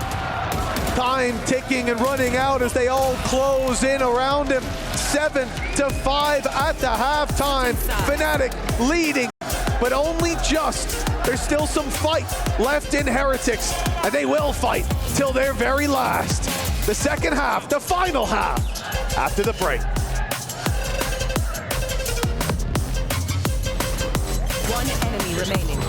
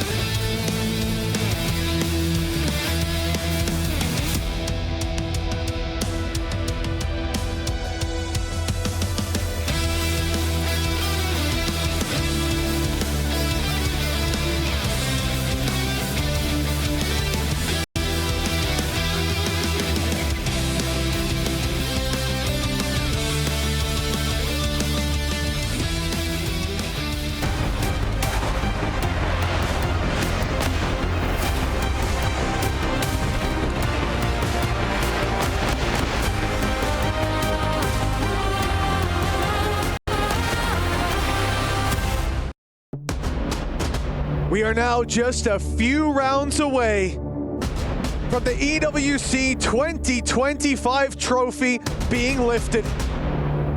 From a key being placed within it and another in the crusher. And everything hangs in the balance. Heretics, they won the pistol and they lost two immediately after. Scattered amongst a sea of Fnatic rounds, a few sparks of hope for Heretics. They trail by 2 coming into this half, and a pistol could be the difference between making or breaking their destiny. After this half, all will be decided. One will lift the trophy, the other likely to sit within it. I doubt either side is not going to pick the other to lay within their trophy for all eternity, as one becomes the first ever victor here at EWC. The fight taken early, but nobody tasting death just yet. A pistol round that could change everything. A chance for a boosted lead from Fnatic, and a chance for Heretics to be level again. It is a slow and steady start. The drone put through on B, the steps following it up. Fnatic creating the illusion of pressure on that side of the map with no utility there until the camera went up. It may well have worked. We could have seen Heretics leave this A site, but they're suspicious. They're standing their ground for now. 30 seconds left. Back. Yeah, there's 25 seconds up and coming on the clock, and the spike is only just making its way into middle. They are gambling heavily. The rotations are going to come in, but Boo, he's only spotted the one. In the meantime, there's still 2 players sat within this B site, and they need to run. Boaster is still the furthest from making it in. If he doesn't get this kill, it's all but over, and the spike is going to hit the deck. It's an error immediately from Fnatic, and all that Benji has to do is sit within the site. This is not the time for a fumble.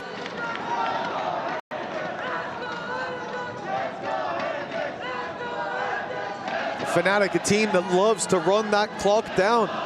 They thought the push and pull would work. They thought that pump faking towards B and pressuring the A site would get a push into main. It didn't. And then they thought that, well, if they haven't pushed B main, they must have left the site. We can get in for free. But that was not the case. Fnatic 1 round ahead now. But it was in just the previous half where this headhunter, now loaded with 5 shots, found 3 and changed the course of that first half. It's unfair to ask that Alpha delivers such a high impact round, not once but twice, but who else can you really rely upon in this round? The rest are left with all but classics, and he is the only one with a truly dangerous weapon. He's had to use 2 shots just for the drone, and executed by Miniboo, making sure that if there is success in this round, it's the Fnatic Classic that gets it done. It's all they have left to rely on. This pistol seemed essential for Heretics. The most they found in the previous half was 2 rounds in a row. And it looks like they're about to do that yet again. 30 seconds left. Cage triggered. Already putting it down to a 5v3, damage done to Boaster. An idea of where Chronicle is. There are no surprises anymore, Right here. except for the fact that Riyadh is almost dead to a spam through a smoke. Classic is doing damage, but 12 seconds left. It's time to go. It's time to take those fights. You need to do it on the side as well. Cleaned up here. There's Crashies, no time left on the clock, and no more damage to be found. Yeah, any weaponry that was there is going to be retrieved, and as it has been throughout the last 3 maps, our scoreline will find itself level again. Deploying drone. For Fnatic, they've definitely proven that 10 this seconds. attack side 10 can seconds left. One work enemy out for them, remaining. but with the shakiness of the pistol, I'm starting to feel nervous for them. A squad that if we'd found ourselves in normal circumstances in a 5th map, you'd bet on them winning, but from 2-0 up, Feeling area. it doesn't feel like the same story of old. For Heretics, you'd have gambled the other way every single time. History stated that only one team was winning this final. A team with a plethora of trophies and a team that is known for 2nd places. And yet here we sit in the 2nd half, completely level. A bonus round, Woot onto the sniper. Know that the 2 light shield players have got to be nervous. He's playing a very aggressive game.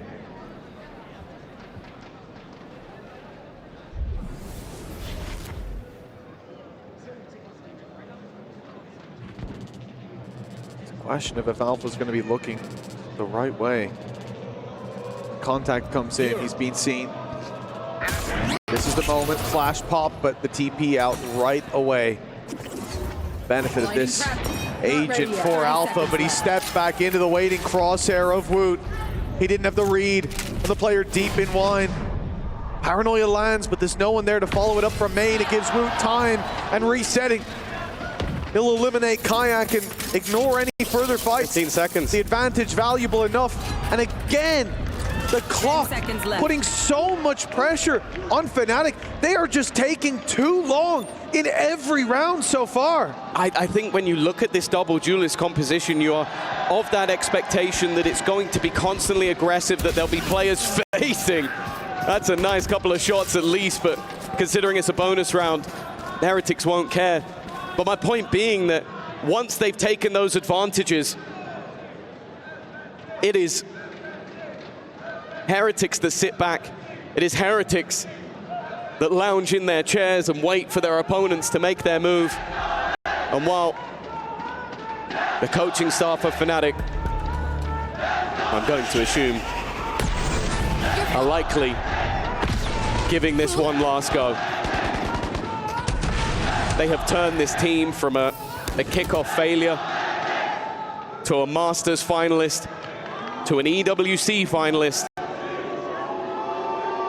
But do they have what it takes to turn the tide one last time and to stop this trophy, this grand final, from slipping out of their hands? After what they just experienced in Toronto, no doubt that trophy was in their sights coming here. So much talent, the best teams in the world, but coming down to a regional rivalry to make the difference. It would have a different kind of sting to it here on the international stage. Especially after the start. In these maps, it's felt like Fnatic are Standing ahead. teetering between victory and total collapse. It's challenging them. They know there's players on the other side. They were trying to activate the wall and succeeded in it. You could tell they wanted to try and get in their faces after the pause. Heretics are not shying away from a fight. In fact, their confidence has been growing map by map, round by round. And Fnatic's has been floundering. Alphia in this map has saved them time and time again. This round is one of the few rifles that they have with Boaster and Kayak. And I think Kayak's goal in this one is to be a distraction. Give Alphia the chance to thrive. They're hesitant to take this fight, but plenty more time on the clock than what we've seen before. Here. This round could make all the difference. Credits on the line. A reveal broken from further back as Kayak closes the distance, stinger in hand. Out of Great for this kind of a fight. He's looking the wrong way, but Alpha's got his back. Boo in the corner, now trapped, surrounded, and dealt with immediately. Just the one found by him, leaving Woot and Miniboo a dangerous duo.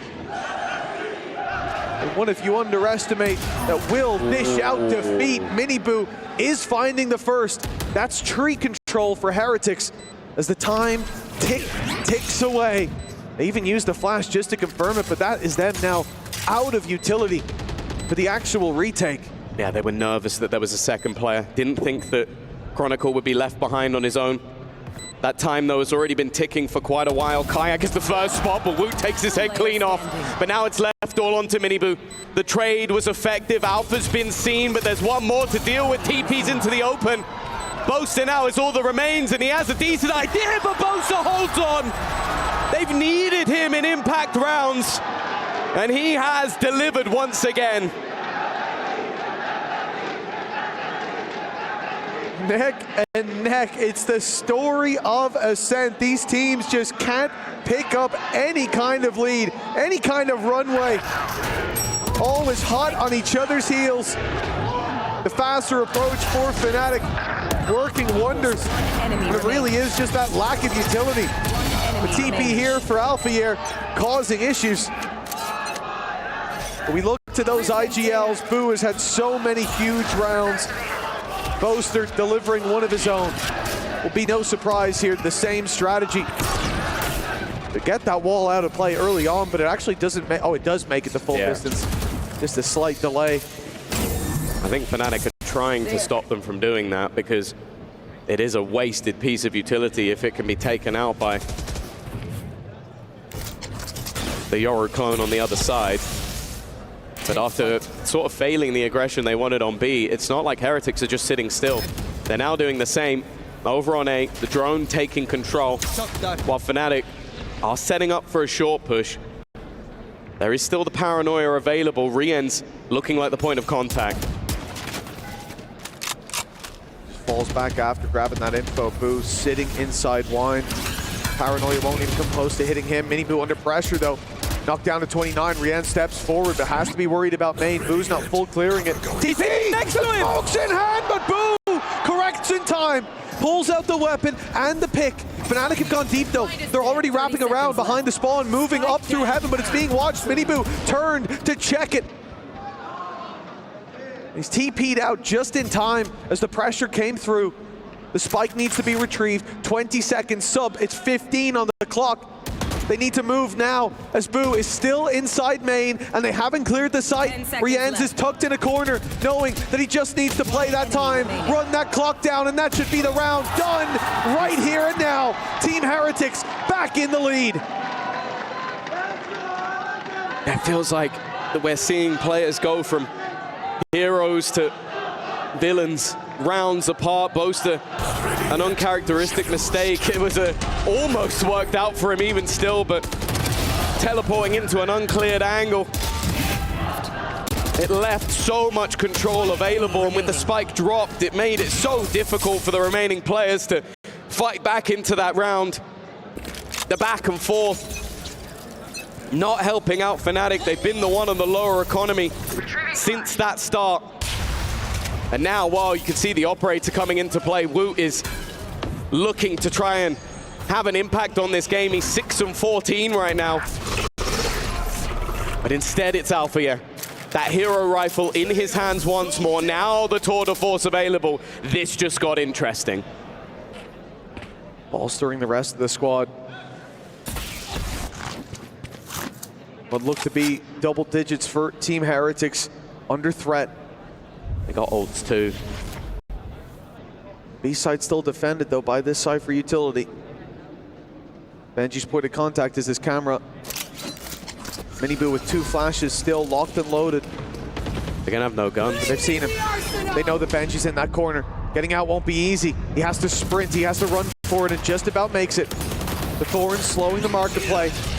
Slowing that market push as TP goes in towards Boathouse. Now 3 players there to defend this. 37 seconds. Not a lot of time if they want to take it back, and the spike's now dropped out in the open. They'll try to wrap around while the players are distracted, but they don't know how many numbers are here. At least they didn't. They've just found out the hard way that Heretics read this play. And Fnatic investing the ultimates. They get nothing for their trouble. Chronicle sent fleeing, and Heretics one step closer to breaking the curse that has haunted them since Shanghai. Oh, this is a round that's got to be brutal for Fnatic. You walk in, you take the guns away. There wasn't even that much to slow them down, other than maybe even the utility from their own players. The Thorns that were thrown in ends up slowing them down, and Rien's frustrated at himself, but with how slow the push was in the end, those weapons were all back in hand by the time they made it into the site, as was the support. Remaining. And that was enough for Heretics to now hit double digits. They have been on the back foot the entirety of this series. They have been falling further and further behind in those first 2 maps. But now, they find themselves in the lead. They find themselves 2 rounds to the good. And this is it. Milan and Scott, the new coaches as of this year. Milan promoted and Scott stolen from BBL. If the game turns from here, they'll be heroes. And if not, they'll be the one that broke the Heretics curse.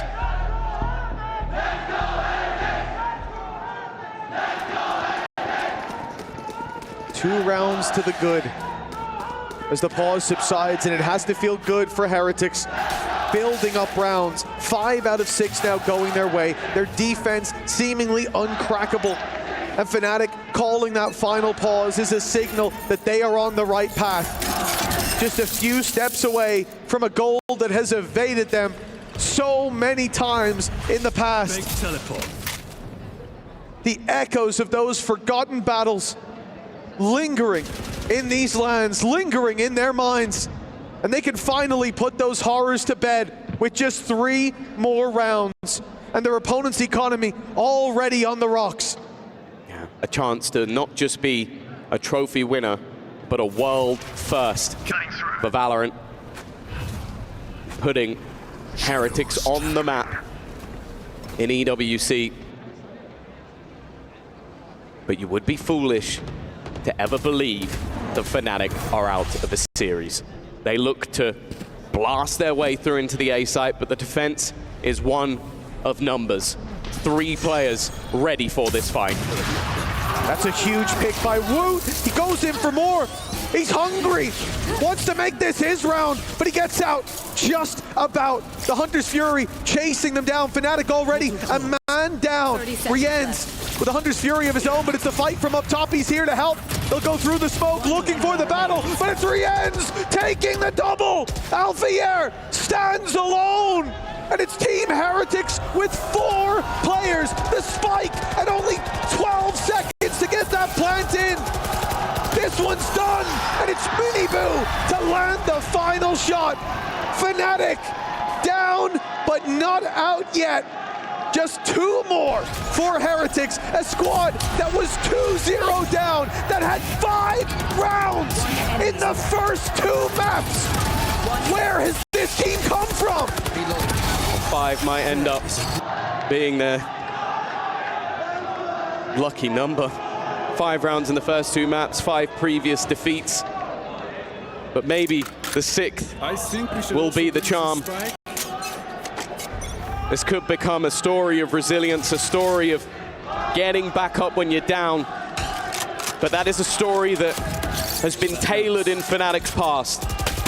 A story that means that even if your opponent is 11-3 in the lead, you still question if this team is dead. You still question if they'll be getting up to fight again. Woot has started to disrespect, and maybe that could be a problem. Miniboo, however, is going to take 1 and then just escape.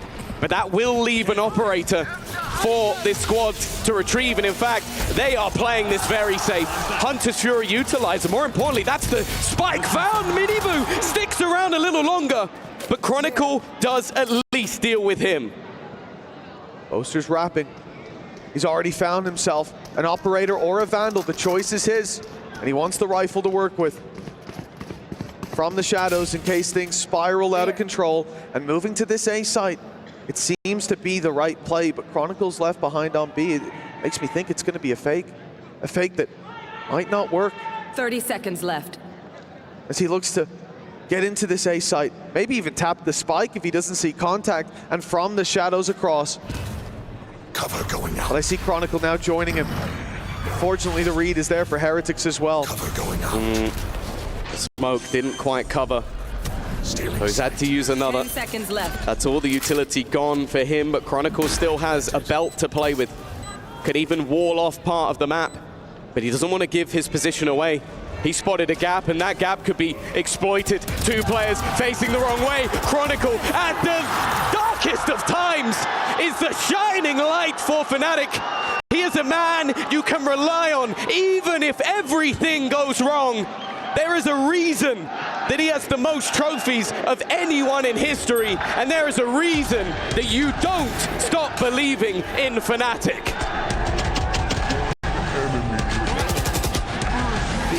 That's got to be a gutting round for Heretics. That was theirs. The chance to put it 12-8. Back to it. the chance to have 4 rounds, 4 opportunities to close this out and right the wrongs of the past. But they have crumbled. Now they need to get right back up after that knockout punch. Or Fnatic spiral. It's a lot of early damage for Benji. My ultimate's ready. The Steel Garden once again. But I'll be honest, that ult has felt like a burden rather than a benefit. They used it on Haven. I got to spike. Got shot 3 times by a Woot Sheriff. They used it a few rounds ago. And just took too long. For the side of Heretics, the operator has swapped hands. Woot was putting up some numbers with it, but it's gone to Miniboo instead. Now that Dimensional Drift will be the start of this take into B. Adapt or die! It's not a lot to work with, knowing they've sent 1 player out of the site, but revealed up, he can't do much, has to just TP back. Rien's with a classic, managing to find 1, but his rifle's now back online. Benji still desperately low from that initial fight. Flash pop from Vice, Crashy's good for 1. That's a risky TP. Moster might have made a mistake as Miniboo chimes in for 1. He's looking the right way, but he can't land the shot. 2 health on Kayak, 72 on Chronicle. Boo's been in much worse positions, but the stakes have rarely been this high. A 12th round for Team Heretics in this 1v2. Shadows traveling. Or a 10th for Fnatic, and it's Kayak with 2 health to land the shot, and needed 1. As now they are 1 behind, everything hanging in the balance. This has to be one of the closest finals we've ever seen. And if you're left after map 2, well, I'll tell you for free, you've missed out. Spike down. But you're joining at the dying embers of a game that means everything. Crushed is a fitting word for the loser of this match, as their key will be destroyed by their opponent, as will their will, because this will be the toughest defeat.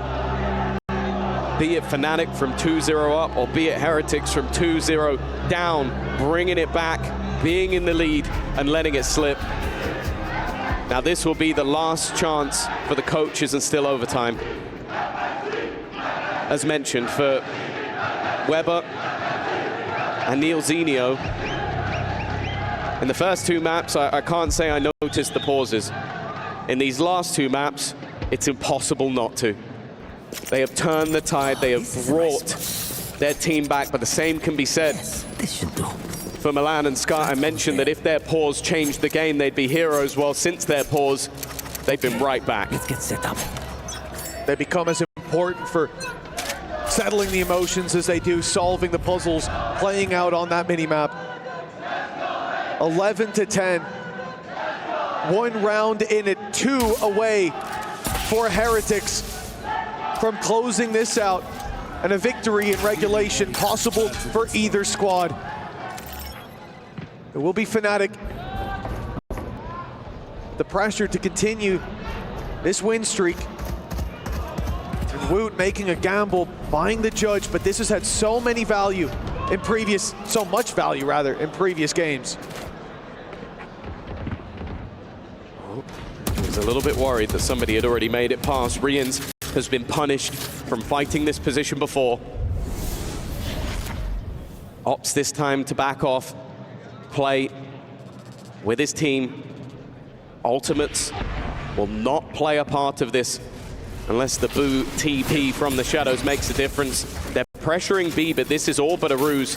And I'll be honest, the one thing that's really impressed me with Heretics so far is they have really not fallen for these plays in the past. Retrieving 30 seconds left. And they're about to run into a judge. Wu is still waiting on the other side. This shot could be everything. 25 seconds left, and the same sort of issues for Fnatic arise again. That time is ticking away. They have got to run. It's now or never. 12 seconds on the clock. 3 players on the B side. Heretics are ready and waiting with the From the Shadows, giving back up, and they don't need it. Heretics, 12 rounds locked in, and a razor's edge separating triumph from tragedy.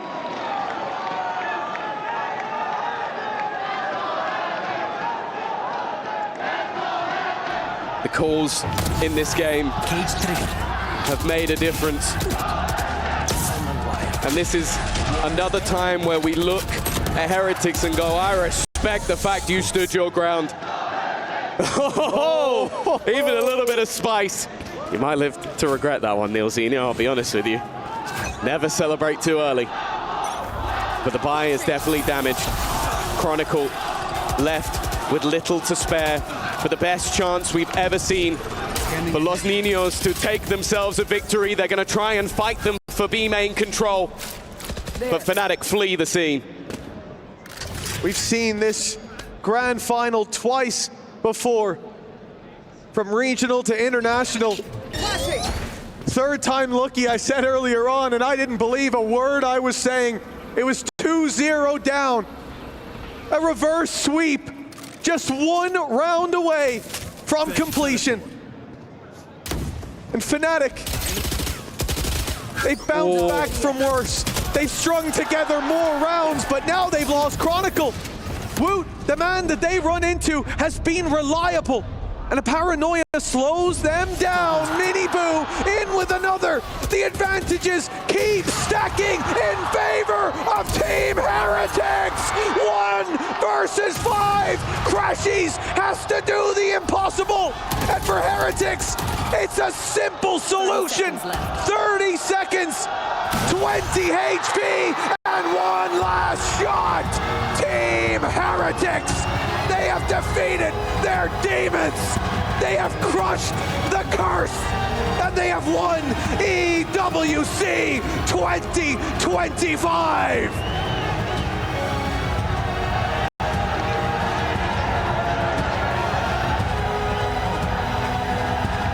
This is a story of resilience, a story of triumph, a story of a team facing their demons, looking them in the eyes. They say, if at first you don't succeed, well, the fact is you have to try and try and try and try and try and try again. 6th time is the charm for Team Heretics. A squad that have been there. When they were formed, they were a group of youngsters, a squad that, hey, we are hoping for the future. A squad that even didn't start with Woot in the roster, he was too young. And a squad that overachieved.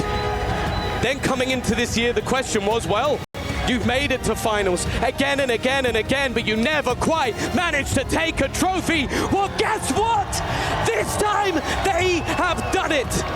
They have taken everything and more. They have taken Fnatic from 2-0 down, and they have won it in the best way possible. A final that will go down in history as they will be the first ever EWC winner for Valorant. No one can ever take that away from them. Los Niños. Well, now they're fully grown. Down on that stage. We spoke of this young squad as the princess before. Well, now their strength befits the crown. Team Heretics presented with the key. The key that solves all their troubles. A best of 5, 2-0 down. And now they shall be engraved alongside the greats. Your EWC 2025 victors for Valorant.